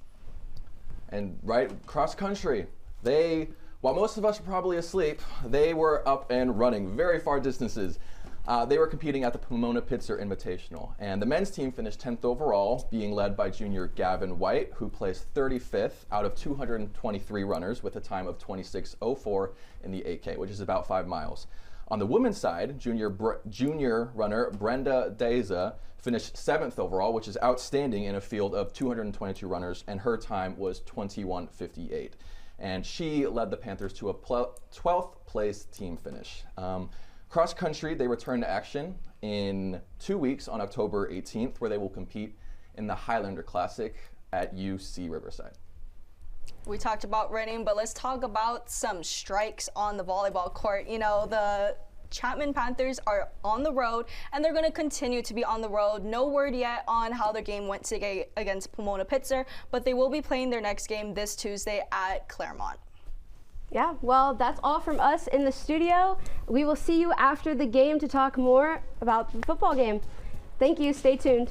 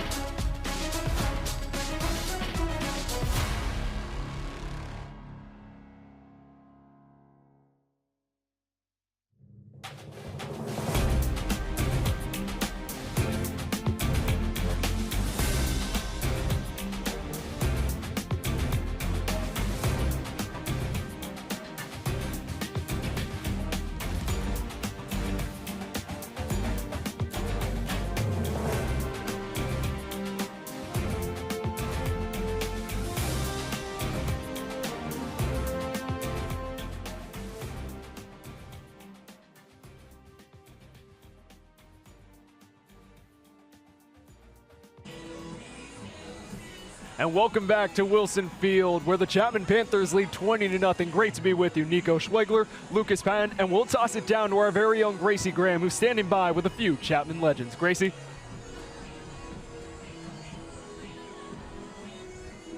Football captains tonight. I have Alex Tarikas here on my left. You want to say hey? What's up? And I got Amir Adams on my right. How you guys doing? So we're going to just ask you a simple question here. What does it feel like to be back here homecoming night on this Wilson Field? It's super nostalgic. Seeing the guys I played with last year, super nice. It's encouraging to be up 20-0 at halftime, so hopefully we keep it rolling. And how about you, Alex? Yeah, it's awesome just getting back with all the boys and enjoying some Chapman football. I love it. And Alex, so this team, this staff, it's an amazing legacy that you're now a part of. What makes this program so special? I think it's the brotherhood, just staying in touch with all the guys, that connection you make, not just with the other guys, but with coaches as well. They care about you as a person, not just a player on the field within your 4 years of being here. They make an effort to stay in touch with you post-grad, so it's really encouraging. I love that. And Amir, you're rolling here with the bling tonight if you want to show them. And also, too, I want to get a close-up. Let's get it. Let's see. Oh. That's beautiful right there. And then what advice would you give the players who are playing tonight? I would give them the advice of just take it all in, be in the moment, because these 4 years go by really fast. And I'm still really close friends with a lot of the guys I graduated with. I graduated with 40 guys. And just take it all in, be in the moment. The adversity will come, but we'll fight through it. Yeah, and can we get a Go Panthers? Yeah, go Panthers. Go Panthers. Thank you so much. Alex Tarikas, Amir Adams on that 2023 SCIAC winning team. You see the bling there from Amir. Alex Tarikas, second all-time in Chapman tackles. But this Chapman defense, Lucas, on their own record-setting pace, just one rush yard allowed in that first half after allowing only 14 to Laverne. You see Bob Owens, coach of this Chapman squad for over 20 years. Man, everything's going right. Who's really stood out to you on that defensive side? Well, you have to talk about Caleb Padrid, number 8 for this Chapman defense. It was iffy coming into the game because he's coming off of an injury, obviously, with star cornerback Jacob Gowdy in the lineup. He's kind of that under guy, the guy who you don't expect to make big plays, but shows up right moment, right time, right place. And with that interception, that establishes himself as one of the key defensive players in this game.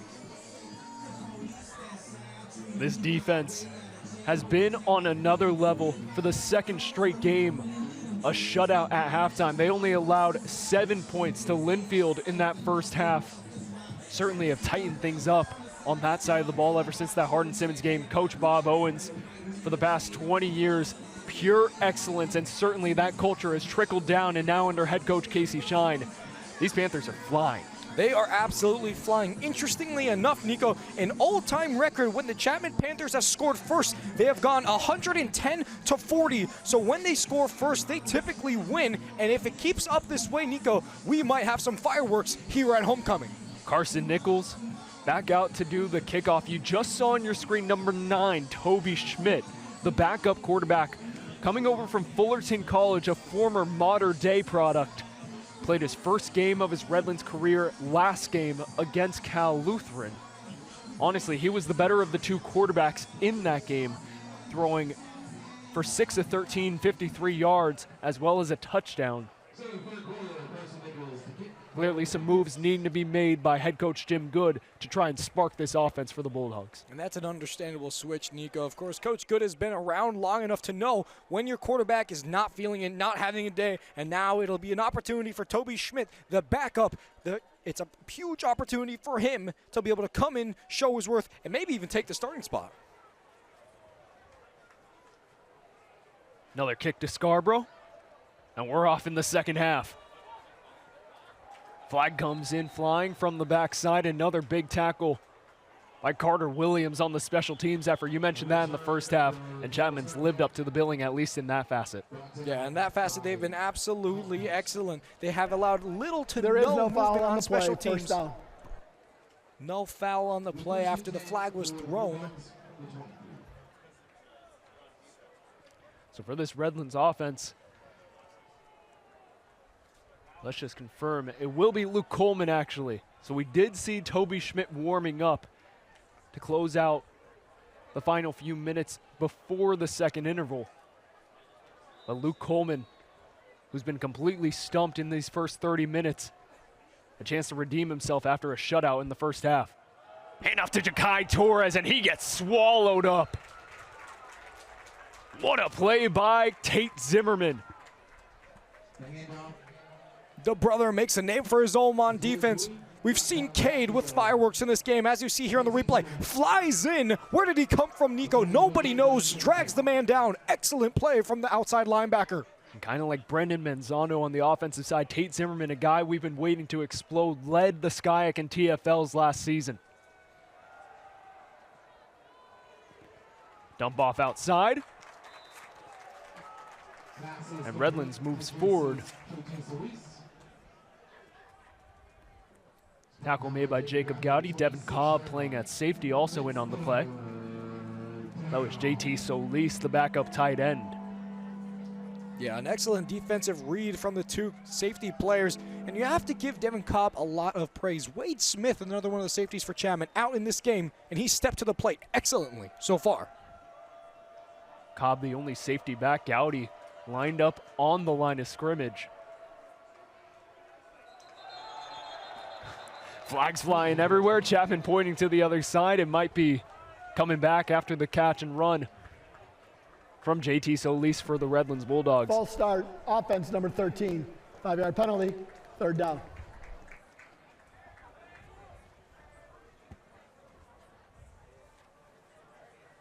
Julian Borayo, transfer out of Citrus College, the culprit of the crime that time. So third and long now coming up for the Redlands Bulldogs offense.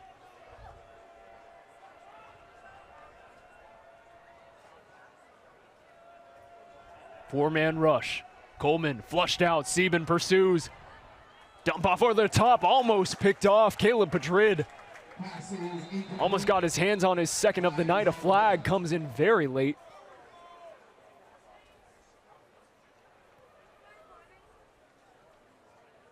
Very solid defensive stop from this Chapman defense. Pass interference offense number 80.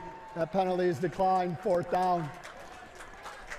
I mean, Lucas, we've been hearing a lot about Frank Clark Jr. as one to watch for this Redlands offense, but Caleb Madrid has put on the clamps tonight. Yeah, and you could see that was a clear foul. Some frustrations from Frank Clark on that one, but Caleb Madrid, excellent pass deflection on that one, just hopped up and knocked it away with his hand. Excellent from him, and he's having a game for himself, isn't he, Nico? Yet to defend a pass entering today, already has two, including an interception. Manzano waddling his way over towards the near side. For the first time since the opening kickoff, had a bit of a lane. A few white shirts go tumbling. Brendan Manzano, 13th in the nation, averaging over 14 yards per punt return. And once again, showing off the burst of speed on the special teams unit. Yeah, as we can see here, it was a very good punt, but Brandon Manzano excellently recovered. And when it comes to returning punts, Nico, it is so difficult. The amount of calculation that you have to do, watching the ball go in this guy, bringing it down, and then not only that, but finding a gap and somewhere to run. He's been excellent, and that's why he's in the top 25 nationally speaking. Manzano goes in motion. They'll pitch it to him. Runs into a few of his own guys, Jackson Muzzy, but still fighting his way forward for a gain of about 6. No fight in this Chapman offense as it looks like a Redlands player is down on the near side. Officials timeout for an injured player.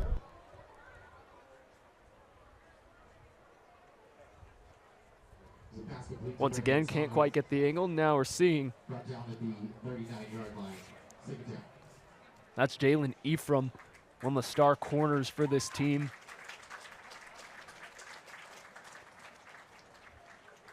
Six-foot sophomore coming out of Fontana, California.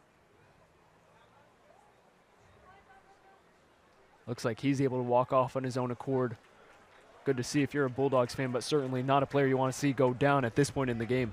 Yeah, and not at all, Nico. We've seen a few injuries be picked up, and that's kind of to be expected. Both of these teams have such an aggressive style of football. Obviously, you never want to see players go down. However, when you have two teams as hard-working as these, unfortunately, that's the nature of the game.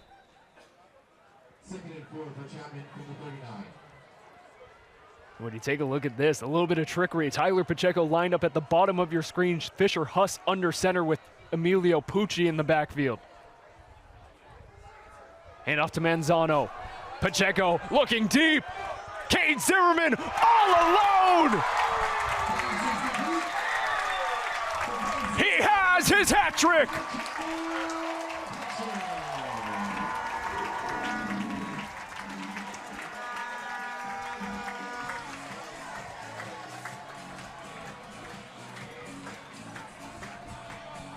You knew it was coming. They always pull it out during homecoming. And after beating Redlands with it to Amir Adams 2 years ago, the Bulldogs don't learn their lesson. And Cade Zimmerman with his third touchdown of the night.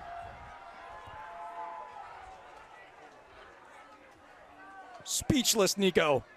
The flea flicker to perfection.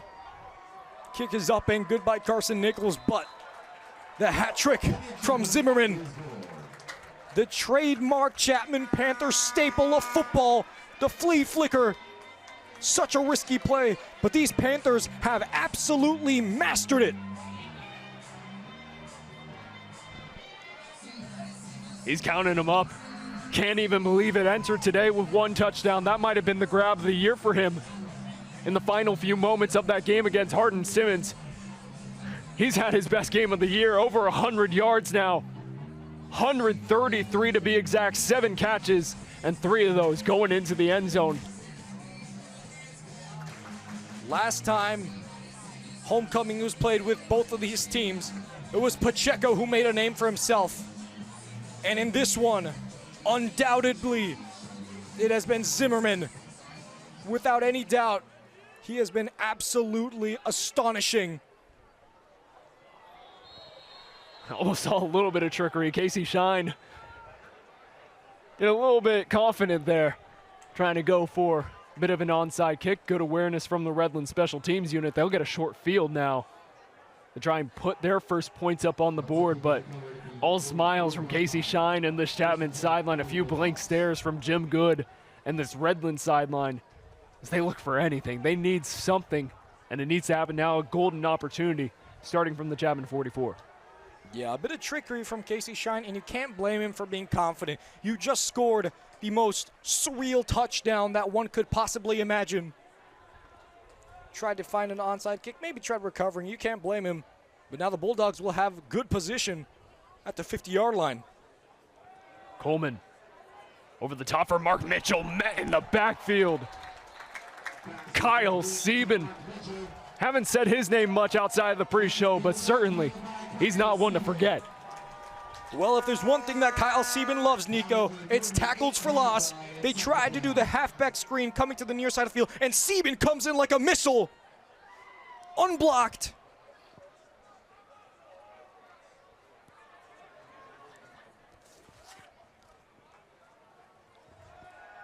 Coleman bounces to his right. Tight window, has a nice catch from Julian Borreo. Flag does come in, 2 flags in the backfield. This might be a hold coming back against Redlands. Holding, offense number 75, 10-yard penalty, second down. That's just got to be a gut punch right there. A momentum killer on that one, Nico. The first real display of the ability to find receivers, and it just gets called back for a good. I can imagine how he must be feeling after that one.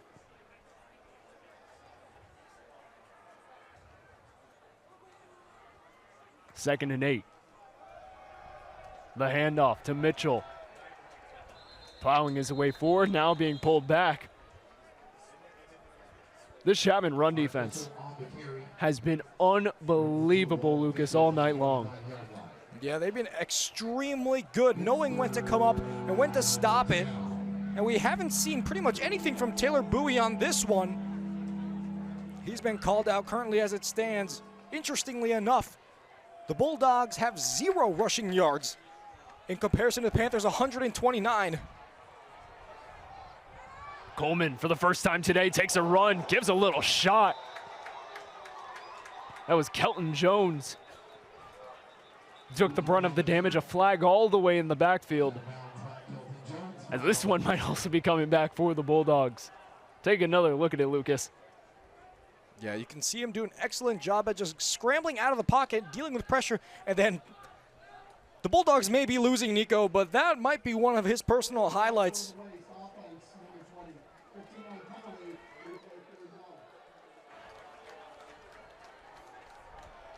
Kelton Jones getting in there on the tackle against Luke Coleman.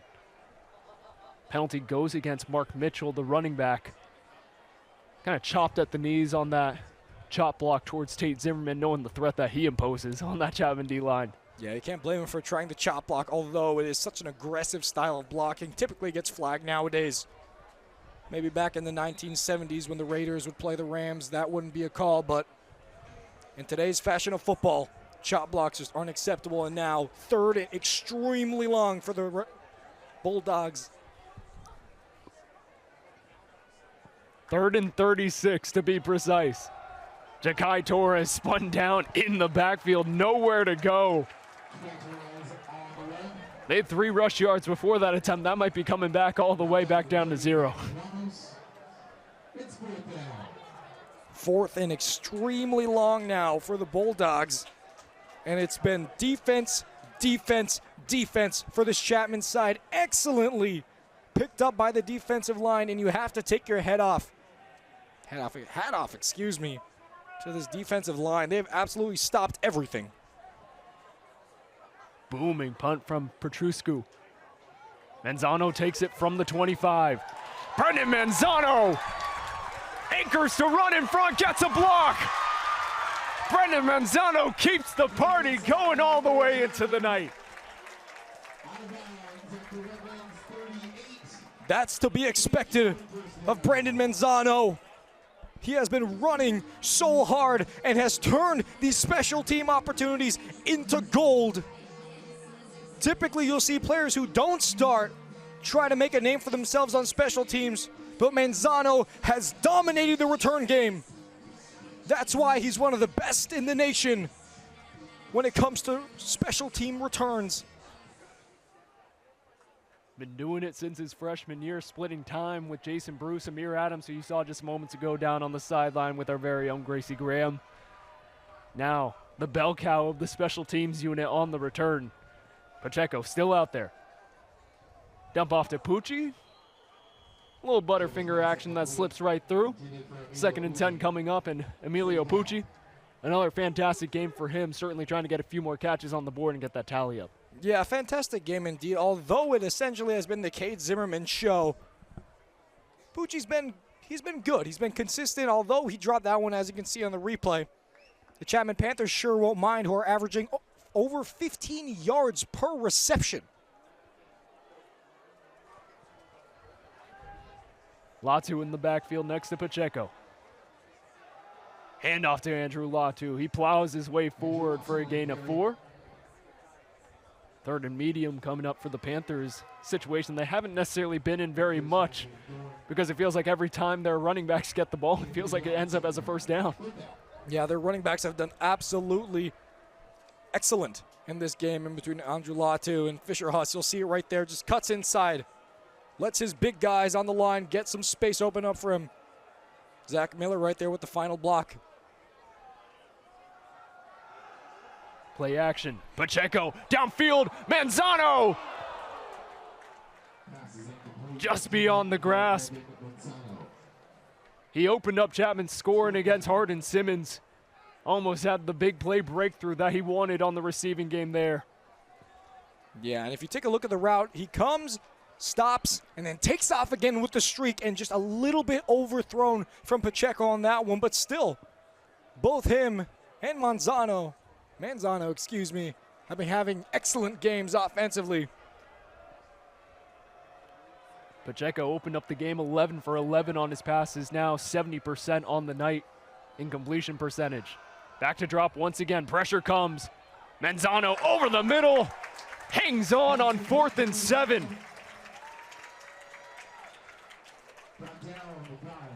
And Casey Shine sticking his chest Number out a little bit, 55 has to showing come out off for one play. That offensive confidence that he has in Pacheco and his receiving core. And couldn't find Manzano on the last one, but as we see on the replay, Timeout, he's able to Chapman, perfectly thread their the needle first of the half. into Manzano's hands, excuse me. And a timeout taken by Chapman. Being aggressive, Casey Shine has pushed all the right buttons. And certainly, when you have an opponent like Pomona Pitzer, who dominated Laverne, that game was actually a little bit closer than we might have thought to begin with. Laverne with an early 12-5 lead. Ever since then, Pomona ran away with it 34-12. That's a big game, especially trying to get some revenge for last year in the SCIAC final. Undoubtedly, Nico, that game, I'm sure, is going to be the SCIAC matchup of the year. Last year we saw it in the SCIAC finals. Pomona just getting the better of the Chapman Panthers, although the Panthers led at halftime. And with the way how it's playing out in this season, it appears that those two teams are destined to collide. But as it stands right now, the Panthers will stay down on the field. Chapman and Pomona now actually in the same division, so we'll see them here on senior night on November 1st. Pacheco fakes left, now to his right. Tyler Pacheco finds the green grass, and he's inside the 5.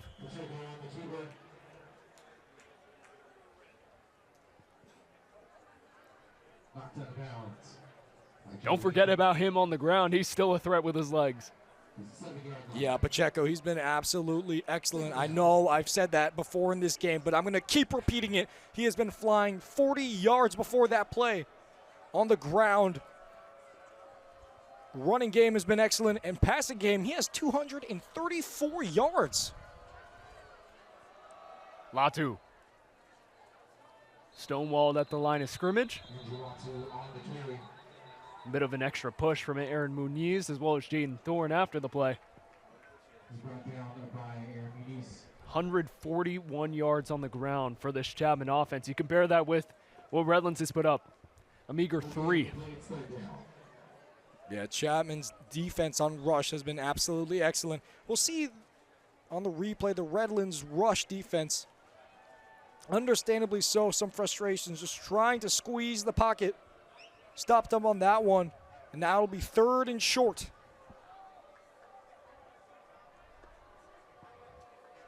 Third and 1. Pacheco, direct run. Can he find the lecture line to gain? Still pushing forward. We'll see how they mark it. And it looks like he might be a little bit short.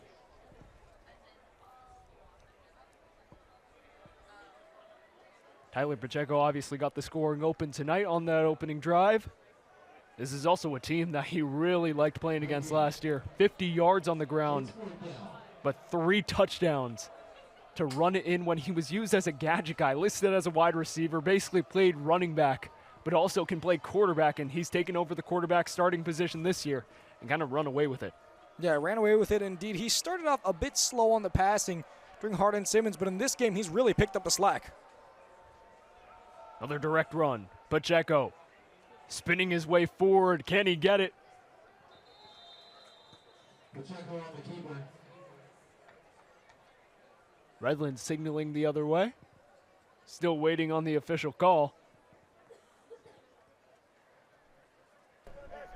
Officials, timeout for a measurement. Ted Chess will bring out the chains. Chapman trying to keep this drive alive. Potentially go up by 34-0. Just been a dominant performance on both sides of the ball. I mean, let's just talk about this Chapman run game. Let's talk about the Chapman pass game. Let's just talk about the Chapman offense. Been their most complete game on offense all season long. Yeah, they've been absolutely excellent in this game in particular. Rushing average is 4.1, which is good. Those are the efficient plays, as we can see Redlands stopping them on 4th down. They'll get the ball back, but for this Chapman offense, obviously rushing is their style of game, but their receiving average 15.6 in this game, Nico. 3 rush yards so far for Redlands, but arguably the more egregious stat if you're Jim Good, 1 first down. And we're through 2.5 quarters here at Wilson Field. Coleman on 1st and 10 from his 5. Run game just does not have it all night long. Donovan Maxey Parler, the 5'9 junior, the 4th running back to get in on the action. He's been stumped once again by the Chapman D-line. Yeah, Mason Kubicek and Andrew Buck coming together to get that tackle, and you can't blame them for getting in the space. The snaps have been too slow for this Bulldogs side. Coleman back to throw. Pressure arrives. And nearly Andrew Buck getting in there for a safety. Andrew Buck has really stood out in this game defensively. The amount of quarterback pressures that he's had is matched by no other There is no linebacker foul on this for team. intentional grounding. Number 34 was in the area. No intentional grounding there on the call, saying that Maxey Parler was in the area for Luke Coleman to throw. Otherwise, that would have set them back all the way to the goal line. Maxey Parler to his right, Coleman the snap. Pressure arrives. Gowdy came in from behind. And there's nothing working for Julian Walker. Caleb Padrid on the coverage once again. Man, the pressure up. Jacob Gowdy, been phenomenal all year long. Almost got another safety for the Panthers. Yeah, Jacob Gowdy, we saw him in that home opener get a sack that led to a fumble, which led to the first touchdown scored by the Chapman Panthers of the year by Brendan Manzano. We'll see it right here on the replay. Gowdy almost got to him. And Padrid, excellent, nowhere near the ball. That's what you want to see from your secondary squad. Can't even say there's frustration on the Redlands sideline, just a lot of neutral faces. Petruska. Manzano takes it from the 45 of Redlands. Taken down hard, good tackle. It's a few extracurriculars, nothing after the fact.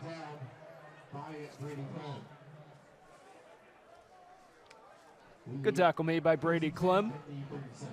Avoided an incident that didn't need to happen afterwards. Yeah, and Manzano just getting enough on that one. Obviously, he'll always get more than necessary, more than the average as well, but nothing crazy, nothing big from him, just consistent, good returning. And that's really what you want from your special teams returner on both sides of it. Looks like Tyler Pacheco's night is done. Brady McAleer, sophomore coming out of East Side Catholic, getting his first snap of the game. Pressure arrives, looking downfield. Was that an interception on the far side? Result of the play is an interception. And they are calling it an interception.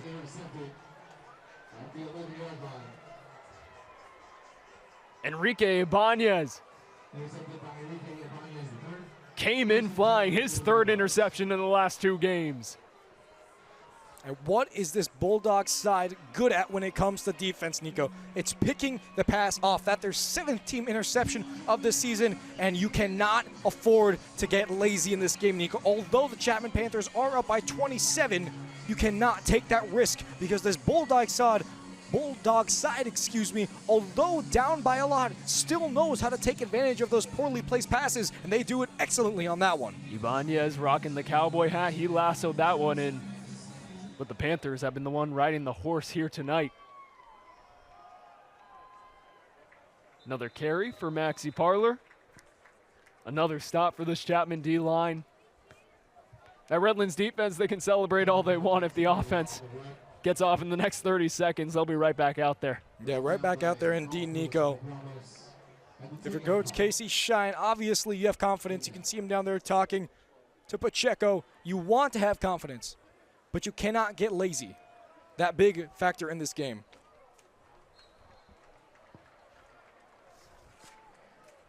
Big tackle coming in.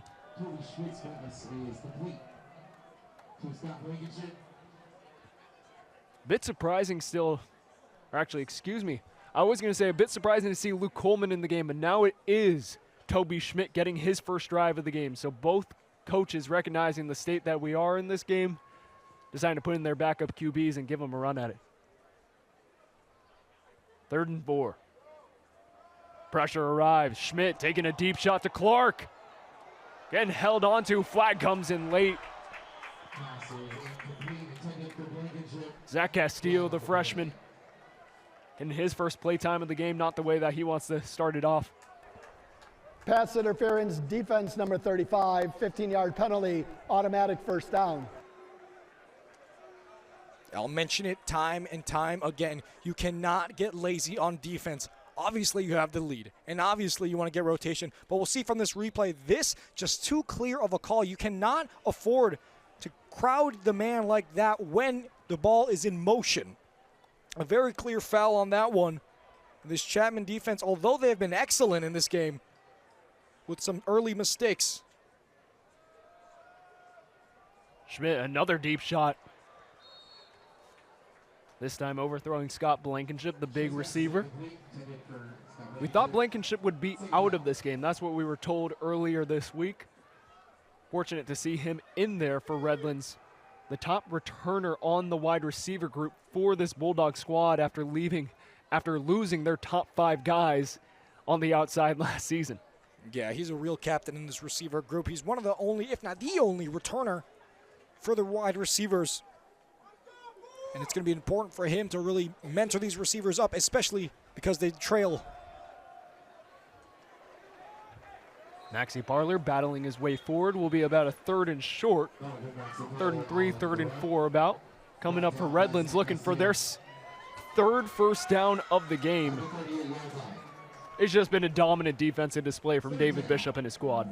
Yeah, no doubt, Nico. It's been absolutely pure, utter domination. Schmidt, play action. Dump off over the top. Nathan Anderson can't corral it in.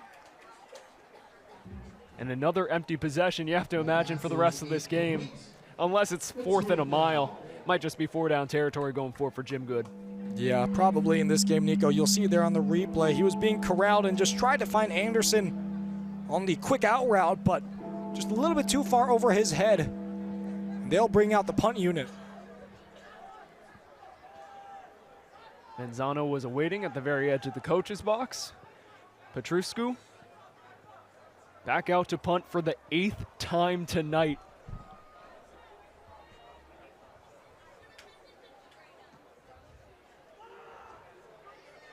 Line drive, another bobble by Manzano. We already saw him drop one earlier. Able to bobble it in.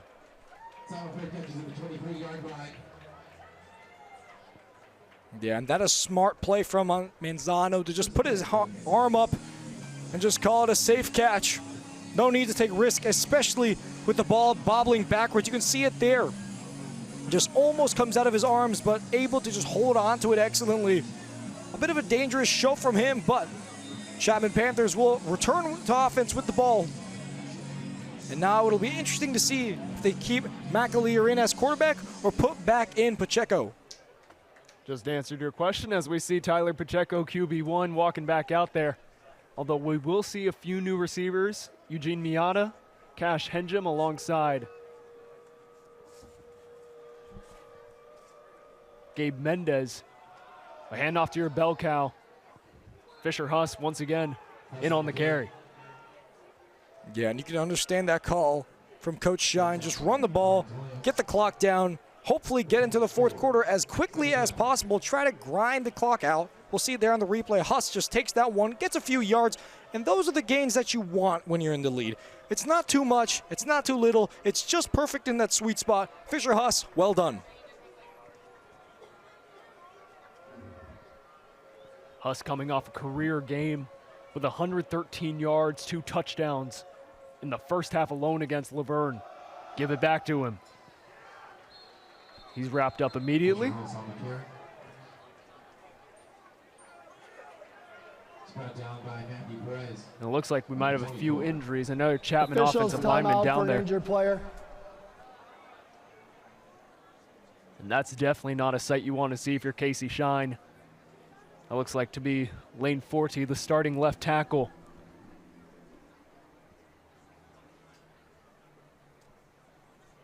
Might have just got caught up underneath all those bodies there, Lucas. Yeah, and that's to be expected. Obviously, this was, as Gracie mentioned, a display of trench warfare, you could call it, Nico. Defensive line facing off against offensive line. When you play that style of football, obviously injuries are expected, but there have been a lot of injuries to these linemen in this game so far, so it's going to be interesting to see how Coach Casey Shine elects to maybe mix it up a bit and start preventing these injuries. Not the sight that you want to see. It looks like Lane Forte, similarly to Jess Norton, needs to be helped off by two of his teammates. Almost identical, can't put any pressure on that right leg. Now trying to walk it off on him by himself. Yeah, Lane Forte luckily able to get up on that one and with the help of his teammates get off the field. On a personal note, Nico, Lane Forte in my news running class. Hope to see him get better soon, but Chapman Panthers will stay with it with 3rd and long. Michael McCarter back in to replace the injured All-Skyac player from last season. Pressure comes. Pacheco goes down for the first time tonight. Adrian Silva gets his first stat of the season. Did not play against Cal Lou, played in the first 2 games. And he finally gets a little bit of glimmer of hope for this Redlands defense, as Carson Nichols feels like the first time in forever out there to punt. Yeah, he hasn't had too much work to do on the punt, but you have to take your hat off to Adrian Silver. He did an excellent job of reading where the pocket was collapsing, going into that gap, and getting to the quarterback. We'll see Nichols now with the first punt of this 3rd quarter.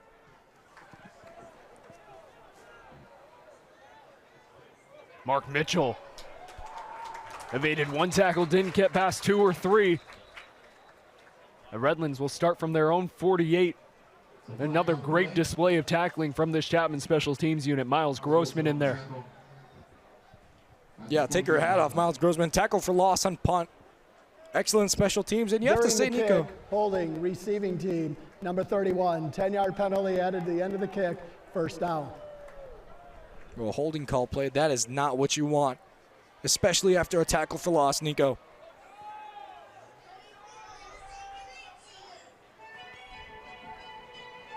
Take a look at the replay on our very new drone. First time that you're ever seeing replays from a drone up in the sky from CSBN. I don't know about you guys at home. I think it looks pretty cool. Cool indeed, Nico. Another perspective to the game. And you have to think, Nico, how difficult is it to track a football on a drone? Well, we got to give a lot of credit to our very own Zach Richter, Jacob Campos operating that drone tonight. Hope to see it a little bit more for football as well as a few other events going forward. As for Chapman, they continue to dominate on the defensive side. See a few of those backups out there for the 2nd straight game getting some meaningful playing time, as they'll have minute 43 in this 3rd quarter and a full 15 in the 4th to close this game out. Pressure comes. Mason Kubicek. Looks like he didn't even realize he got the sack. He thought that Schmidt got it off. What a second half he's having. Yeah, Mason Kubicek, that his 2nd sack of the season, excellently read. Was able to just fly to the quarterback. We'll see it here on the replay. He just runs right through that B gap and is able to hit the quarterback. Excellently done from Mason Kubicek.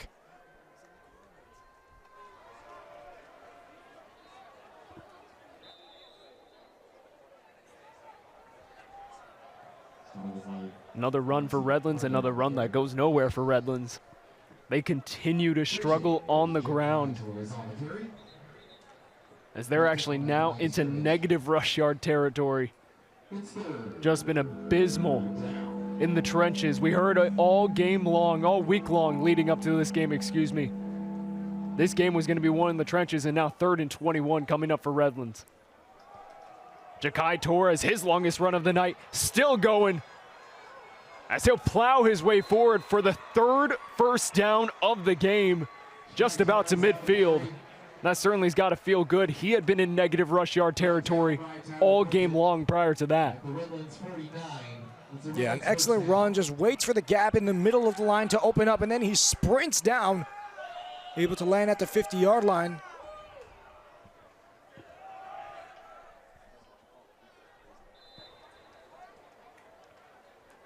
Another run for Mark Mitchell.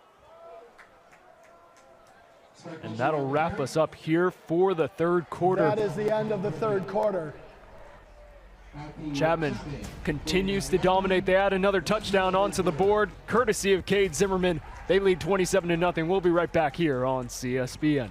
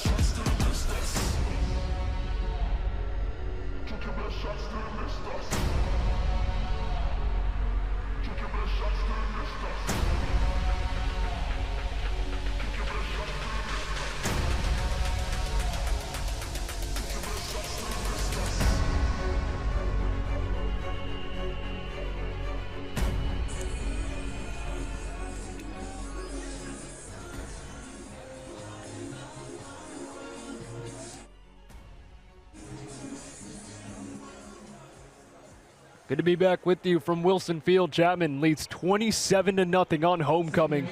Certainly have impressed the home crowd against this Redlands Bulldogs team with just 3 first downs on offense.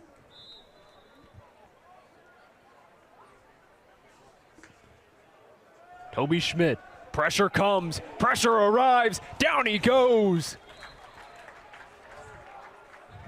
Yet another sack in there for the Panthers defense.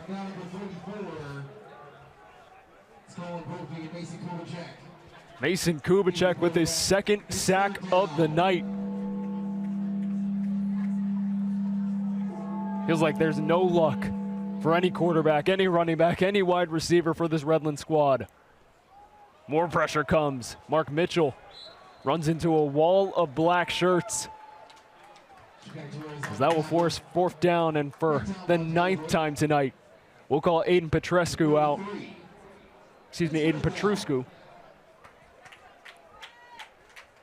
Yeah, the 3rd down efficiency from these Bulldogs has been little to none. Currently 1-11 in comparison to the Chapman Panthers, 5-11. And when it comes to 4th down efficiency, they haven't even tried anything yet. Obviously, head coach Jim Good knows what he's doing as the punt gets off. Manzano takes the fair catch for, that might be the furthest back we see the Chapman offense get started from all night long. Flag does come down. We'll see what the call is from Ted Chess.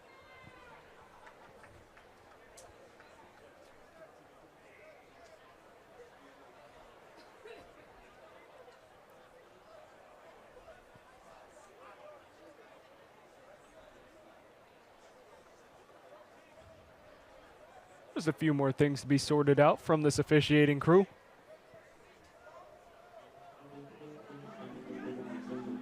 If my eyes don't deceive me, I believe down there in that huddle, might have looked like Eli Brent was the quarterback circling around. 2 number 25s participated on the receiving team. That penalty is declined, 1st down. Lucas, I can't say I quite have seen that one before. Yeah, well, you're as puzzled as I am on that one, Nico. However, the Chapman Panthers will be able to recover, and you have to take your hat off to Adrian, on that one. The punter, Petruscu. An excellent, excellent punt. Pinned them all the way back within the 20-yard line, and that's kind of the sweet spot that you're aiming for, Nico. Inside the 20-yard line, it always makes it difficult for the offense to come out and get something. So my judgment was correct. Eli Brandt, the freshman quarterback, comes in to close out this fourth quarter. He'll take it himself. Around the edge, takes another stumble forward. And for the second straight game, I'm sure he wasn't expecting necessarily to play in this game, maybe not even in the last, but he's certainly taken his opportunities in stride. Yeah, well, you have to take your hat off to freshman Eli Brandt, number 1, the quarterback for the Chapman Panthers, who's currently in. Learning a bit from Pacheco on that one, runs in, puts his arm down to get a few extra yards. Good run, takes time off the clock. Excellent call from Coach Casey Shine. Tyler Pacheco, a senior, certainly could see a competition between Eli Brandt as well as Brady McAleer for the next few years at the QB position. Play action, dump outside. Brandt's pass is incomplete, intended for James Casey. Put it down. That pass intended for James Casey. Junior coming out of San Francisco. Went to St. Ignatius. A little fun fact, that was about 10 seconds from where I grew up. Few SI kids out here for this Chapman squad. Yeah, who knows, Nico? Maybe you might have interacted with him at a playground as a youngster. I guess we'll never know. Who knows about that? We'll see. Definitely need to go into the memory book for that one. Brandt, direct run outside, runs straight into the arms of Jaden Thorne. He's now up to double-digit tackles on the game, one of the few bright spots for this Redlands team. Yeah, one of the few you mentioned, not too many bright spots, but he's been excellent when it comes to getting those tackles and wrapping up. As we'll see there on the replay, Brandt just try to get around him, no reading him, grabs him and nails him to the ground. Although the Chapman Panthers are holding a dominant lead, you still like to see some effort from your defense, although they've had a tough day. Carson Nichols on 4th and 5 out there to punt for the Panthers. Mark Mitchell waiting around his own 40-yard line. High snap, Nichols gets the punt off. Takes a big Chapman bounce. Just about to the 30-yard line. Picked up by Brandon Brock. And we'll get to see some of these guys who don't get as much playing time on the defensive side try and make an impact like they did in that massive win against Laverne. Yeah, and these moments are big for these developmental players to get some reps, get into the game. Obviously, currently aren't starters, but in the future they will be. And it's important to get these younger players in just so they can get the reps, understand what it's like to be on the field. Mitchell, sprinting pass, just not beyond the reach of Carson McAleer. Brady, or excuse me, brother of Brady McAleer. Carson McAleer, the 36-yard line, second down.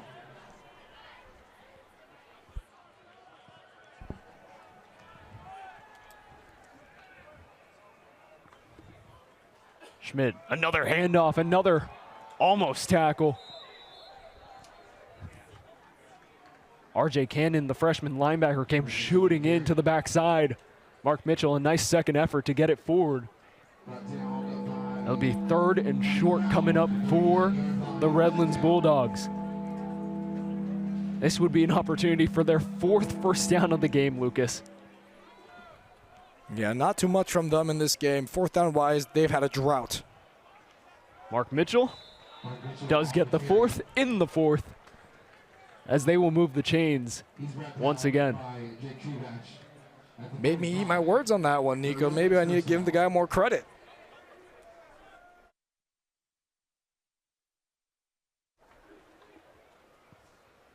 Taking a look at it, good effort from Mark Mitchell, the freshman out of Fontana. Schmid spins away from the sack for just a moment, but Brandon Brock held on. This Chapman defense, for as good as the offense has been, Tyler Pacheco, Cade Zimmerman in particular, this defense for the 2nd straight game showing out. Yeah, Brandon Brock excellently carrying on that one. Historically speaking, that I believe his first career sack for these Chapman Panthers.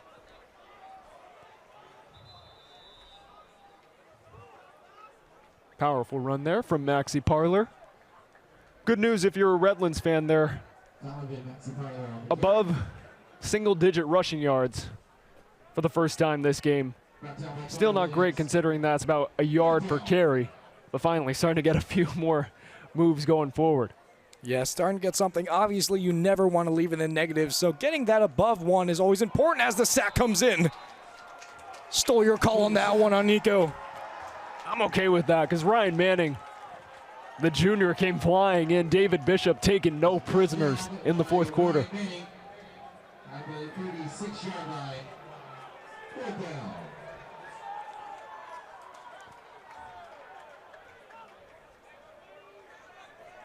I mean, if you're Redlands, have to say that Enrique Ibanez getting his 3rd interception of the season. Jaden Thorne, double-digit tackles as Eugene Miata gets swallowed up on the punt return. Good play there. Eugene Miata on the return. From number 14 on the Redlands squad. He's brought down. Kept Marcosian. We expected him to play a big role in the receiving game. Their leading receiver entering today hasn't played much role at all. Yeah, nothing from him at all, but at least we saw a good tackle from him on special teams. And you have to give credit to both teams when it comes to this, Nico. The special teams in this game have been absolutely excellent, in my opinion. The punting has been good. The averages are above the national average. When it comes to kickoff, the returns have been perfect. Brady McAleer back out there.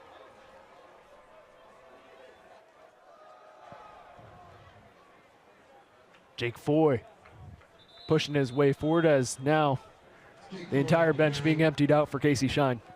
Yeah, and that's to be expected. Obviously, only around 9 minutes left in this final quarter of action, and Chapman has held that 27-0 lead for an entire quarter now. Ever since that hat trick from Zimmerman, there hasn't been too much action. As we'll see there on the replay, Foy just ran with it aggressively. And you have to give him credit for being a backup. Foy runs with all his heart. He leaves it all out there, Nico. You have to give kudos on that one.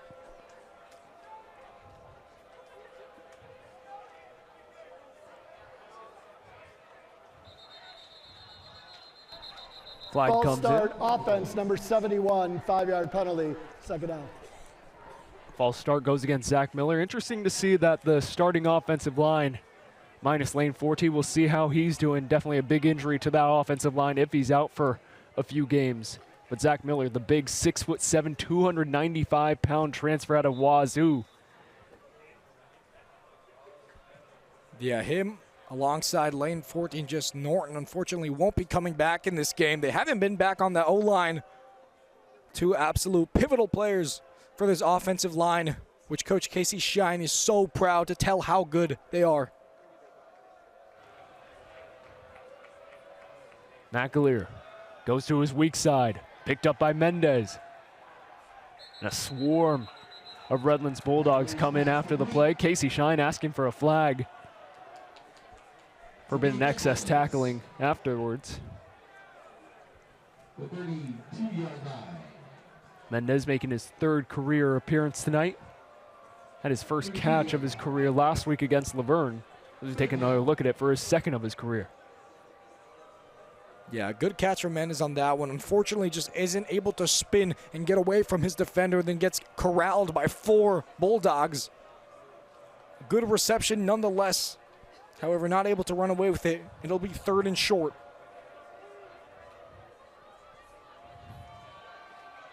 McAleer for Henjum. Wrapped up by Jalen Ephraim. He was one of the Redlands players that we saw go down injured. Good to see him back out there for Jim Good and this defense. Yeah, you have to take your hat off when it comes to effort for these players. On the Bulldog side of things, they have not stopped running as they'll go for it on 4th and short. 6.5 left to play for Brady McAleer.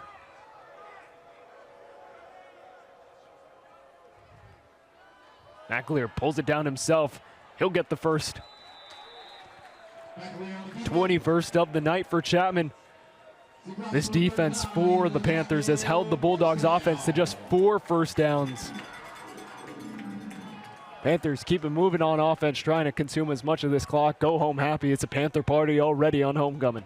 Panther party indeed. You have to give you credit to McAleer on that one. Some confidence from the freshman quarterback on that one. Option play, held on to it for himself and went down the field and took a hit for the first down. You love to see that effort from the freshman quarterback.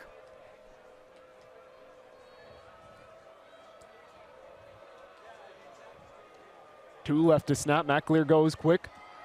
Foy puts on one move. Unable to get away from the grasp of Jaden Thorne. Or excuse me, that was Adrian Silva. Number 4 flying in. Adrian Silva at the 37. Yeah, we'll see it on the replay there. Adrian Silva getting another tackle to his name, just dragging his man down.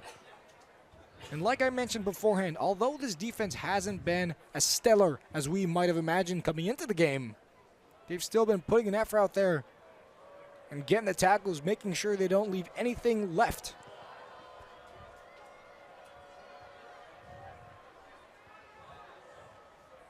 Another handoff for Ford. Bounce out to the outside. Gets a block from Henjum. Flag comes flying in from the backfield. This one might be coming back. Well, Lucas, let's talk a little bit about Brady McAleer. Holding offense number 75, 10-yard penalty, second down. Gavin Scott getting called for the hold. Brady McAleer was rated as a top 5 quarterback in the entire state of Washington coming out of Eastside Catholic.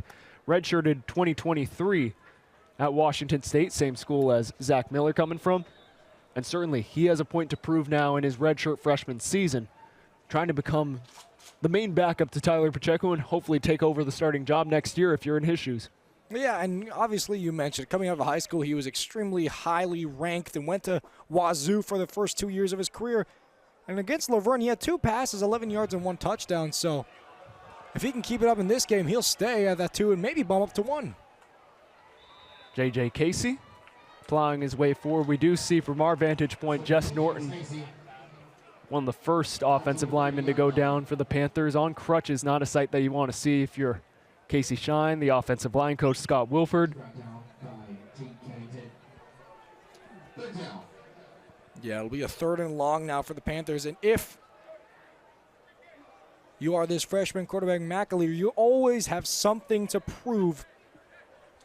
Obviously 3rd and 19. If he can find this one, immense kudos to him. As the ball will be snapped. McAleer goes deep. Nico was eyeing up Cash Henjum. Good play on the defensive side from Sky Taylor, making his 5th career appearance tonight. And on 4th and 19, Carson Nichols, perhaps for the last time tonight, out to punt. Because you have to imagine this Chapman defense trying to put up a blank once again on this next drive for Redlands. And this Chapman offense can then close it out with a few QB kneels, walk away from homecoming for the 2nd straight year. Definitely a lot less nerve-wracking than last year against Cal Lutheran. Yeah, well, you have to give him credit. Last time they played Redlands in a homecoming game, it was Redlands who ran away and won with it, so I'm sure they're going to be feeling very good that they can just slow this game out, kill it off in the 4th quarter. Last time they played, it was Coach Bob Owens. This time, Casey Shine. Another flag out there on the field. During the return, holding receiving team number 36, 10-yard penalty, added the end of the kick, first down. Great point you mentioned there about that last homecoming defeat to Redlands 2 years ago. The big story in that game, Tony Williams Jr. rushed for over 120 yards, was a menace in the red zone. It was fantastic in his senior season, really put a statement. I remember interviewing him, and he said that one meant a lot to take down Chapman on enemy territory. Flipped has been script as this Redlands offense, on the run game at least, has been completely stifled. Pass game, almost non-existent as well. Yeah, almost non-existent. I mean, this offense has been extremely quiet. You hate to always just talk about one team, Nico, but the Chapman defense has been absolutely dominant in this game. little to nothing when it comes to receiving, and on rushing, 21 yards in 25 attempts. Under 1 yard per carry. This rush defense has been absolutely electric. Mark Mitchell breaking through a few tackles. Good run for the freshman. He certainly hasn't given up on this game, trying to earn a spot in that starting rotation for years to come. He's brought down by Jake Chubach. Lead rusher today with 21 yards, 2.6 a carry for Redlands.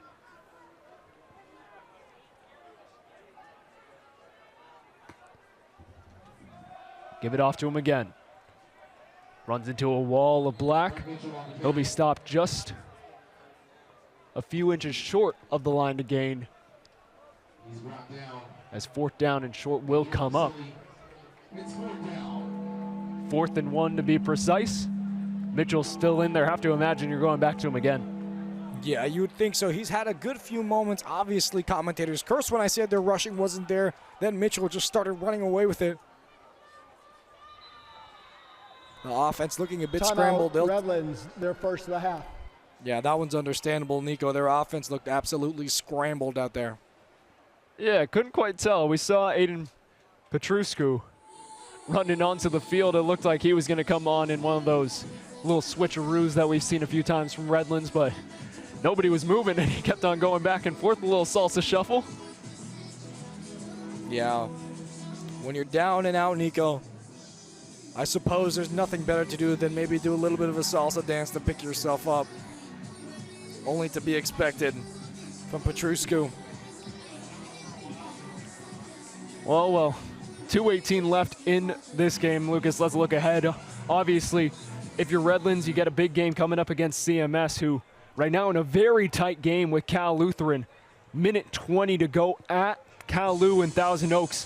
CMS was up 17-3. Cal Lu has stormed back with 13 unanswered, a chance to go up and potentially win another game. Cal Lu would be 4-0 if they were to win that game, 2-0 to start in the SCIAC. This might be the best Kingsman team we've seen in quite a while. Yeah, no doubt. That Kingsman side has been absolutely electric in the SCIAC so far. But then for the Chapman Panthers, they'll be doing a SCIAC matchup again against Pomona Pitzer, a remake of the final last year. Two very good matchups, and only time will tell how those go. Petruscu, long punting effort, takes a Chapman bounce. A bit interesting to see Chris Rue dive on that. Didn't necessarily need to do that. Well, with 2:08 left, Lucas, let's look ahead for these Chapman Panthers. Obviously, Pomona Pitzer, the big matchup, lost in heartbreaking fashion here in the regular season, a game that they really should have won, 21-17. I remember being frustrated on the call, calling that game. And then you go to Pomona, you're up 28-7 at halftime on the road in the SCIAC title game. It's in your sights. Amir Adams should have 2 rings on his finger. Instead, Pomona walks it down in the second half, 37-34 the final score. How did they get this win against a really tough opponent? Well, it's going to be very tough, Nico. Obviously, last year in the SCIAC matchup, we saw them put up 16 and 14 points against the Chapman Panthers in the second half of the game. So, if they want to really establish themselves in the SCIAC, Pomona is the team to beat. Jake Coyle, the carry. Brought down by Adrian Silva. This is the 2-minute timeout. 2-minute timeout here from Wilson Field. Thanks for joining us here tonight, Nico Schwegler, Lucas Patton, Gracie Graham down on the sidelines. Lucas, dominant effort from Chapman. It's been a dominant past 2 weeks after 2 heartbreaking losses to Hardin Simmons, the number 6 team at the time, now number 10. Hasn't necessarily been that the Cowboys have played bad by any stretch, but a few other teams certainly impressing a few other coaches to knock them down a few spots in the poll. Linfield, another tough opponent.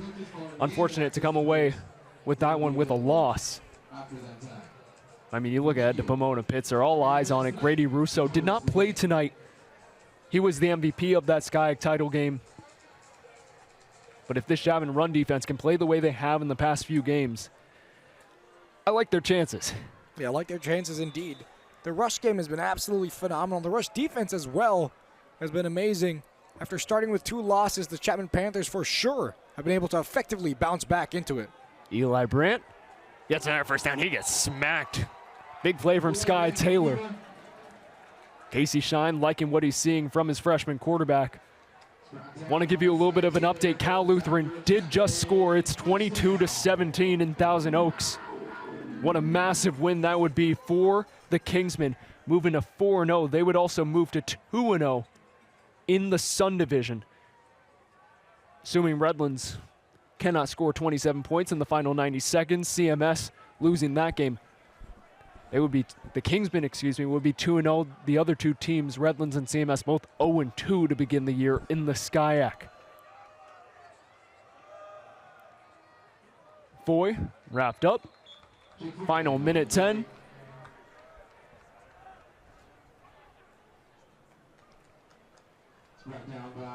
Just putting on the finishing touches, you have to say, Lucas. Yeah, you have to say, I mean, the Chapman Panthers in this game, they did the dirty work in the first half to get the lead, to dominate the rush, to dominate on defense. And coming into this game, Nico, we might have thought it would have been a little bit closer, especially with the history that this Redlands side has when it comes to interior defense on the line. However, the Chapman Panthers have essentially brushed aside anything that they've offered. And now they'll just kill it out. For the first time in 8 matchups, there will not be an alternated win. Chapman won at Redlands last year 32-10. They will win in back-to-back years this time with a shutout on the board. A big donut for Redlands as both teams will walk it out. Caleb Madrid leading the charge. He had an interception in that first half. Casey Shine hyping up his team. Yeah, and Casey Shine, I mean, coming into the game, it was his first victory. He got the game ball in the pre-show like we saw. And in this game, he was absolutely amazing. The calls he played, the defenders he put out there, everything he did and everything he touched seemingly turned to gold. Excellent performance from the coach, an excellent performance from the team overall. If you're Coach Jim Good, a moment to reflect on what to fix for the upcoming SCIAC games. Back to the drawing board for Redlands after 2 straight losses to open up the SCIAC season. Let's take a look at some of these stats from this game. Record-setting performance for Chapman. They allowed 7 first downs, tying a school record against Laverne. Today, they allowed only 4 to Redlands. They allowed 7 to Laverne. They allowed 4 to Redlands today. They tied the school record last week, and Lucas, by a wide margin, by 3 first downs, they break that record tonight in dominant style. Well, that is purely indicative, of what Casey Shine wants to bring to this Chapman side. Obviously, he was the offensive coordinator, the tight ends coach. He knows how the Chapman Panthers play, but he wants to put his name in the history books. So, excellent performance from the Chapman Panthers and the Bulldogs with a lot of questions left to ask. Redlands averaging just over 1.5 yards per play. An unbelievable feat from this Chapman defense. Tate Zimmerman with a few massive plays. Kyle Sieben getting in on the party. And you can see it down there. Casey Shine leading the Panther party. All the alumni in attendance. Bob Owens, the record-setting man himself, in attendance. Could not be a better feeling if you're the Chapman squad. No, it really could not. And you have to give credit to some of the younger guys, especially for this Chapman offense. McAleer, the sophomore quarterback for the Chapman Panthers, he did very good in that fourth quarter. He had a few option plays where he held on to him, dropped the shoulder, wasn't scared of getting dirty and getting a tackle. So, excellent from this young quarterback who might be responsible as number 1 next year. Just a few causes for concern, most notably injuries to Jess Norton as well as Lane Forte, especially for the left tackle. But we'll have more on those injuries in just a moment. But let's send it down to the field where our very own Gracie Graham, we'll talk a little bit more about Lane Forte and that injury that he had. Definitely not something you want to see on that all offensive line, which has been so strong this year. Yeah, Lane Forte, a very unfortunate injury. You see, I mean, on a personal note, I mentioned it beforehand, he is in my news writing class. So hopefully he'll be able to recover from that one. Definitely not an injury that we want to see. Unfortunately, we're having some technical difficulties.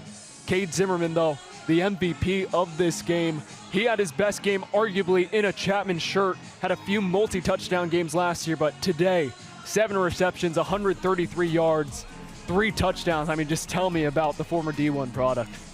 Well, Cade Zimmerman, obviously, I was on the call for that first game when they played Hardin-Simmons, and I quoted him to be Superman.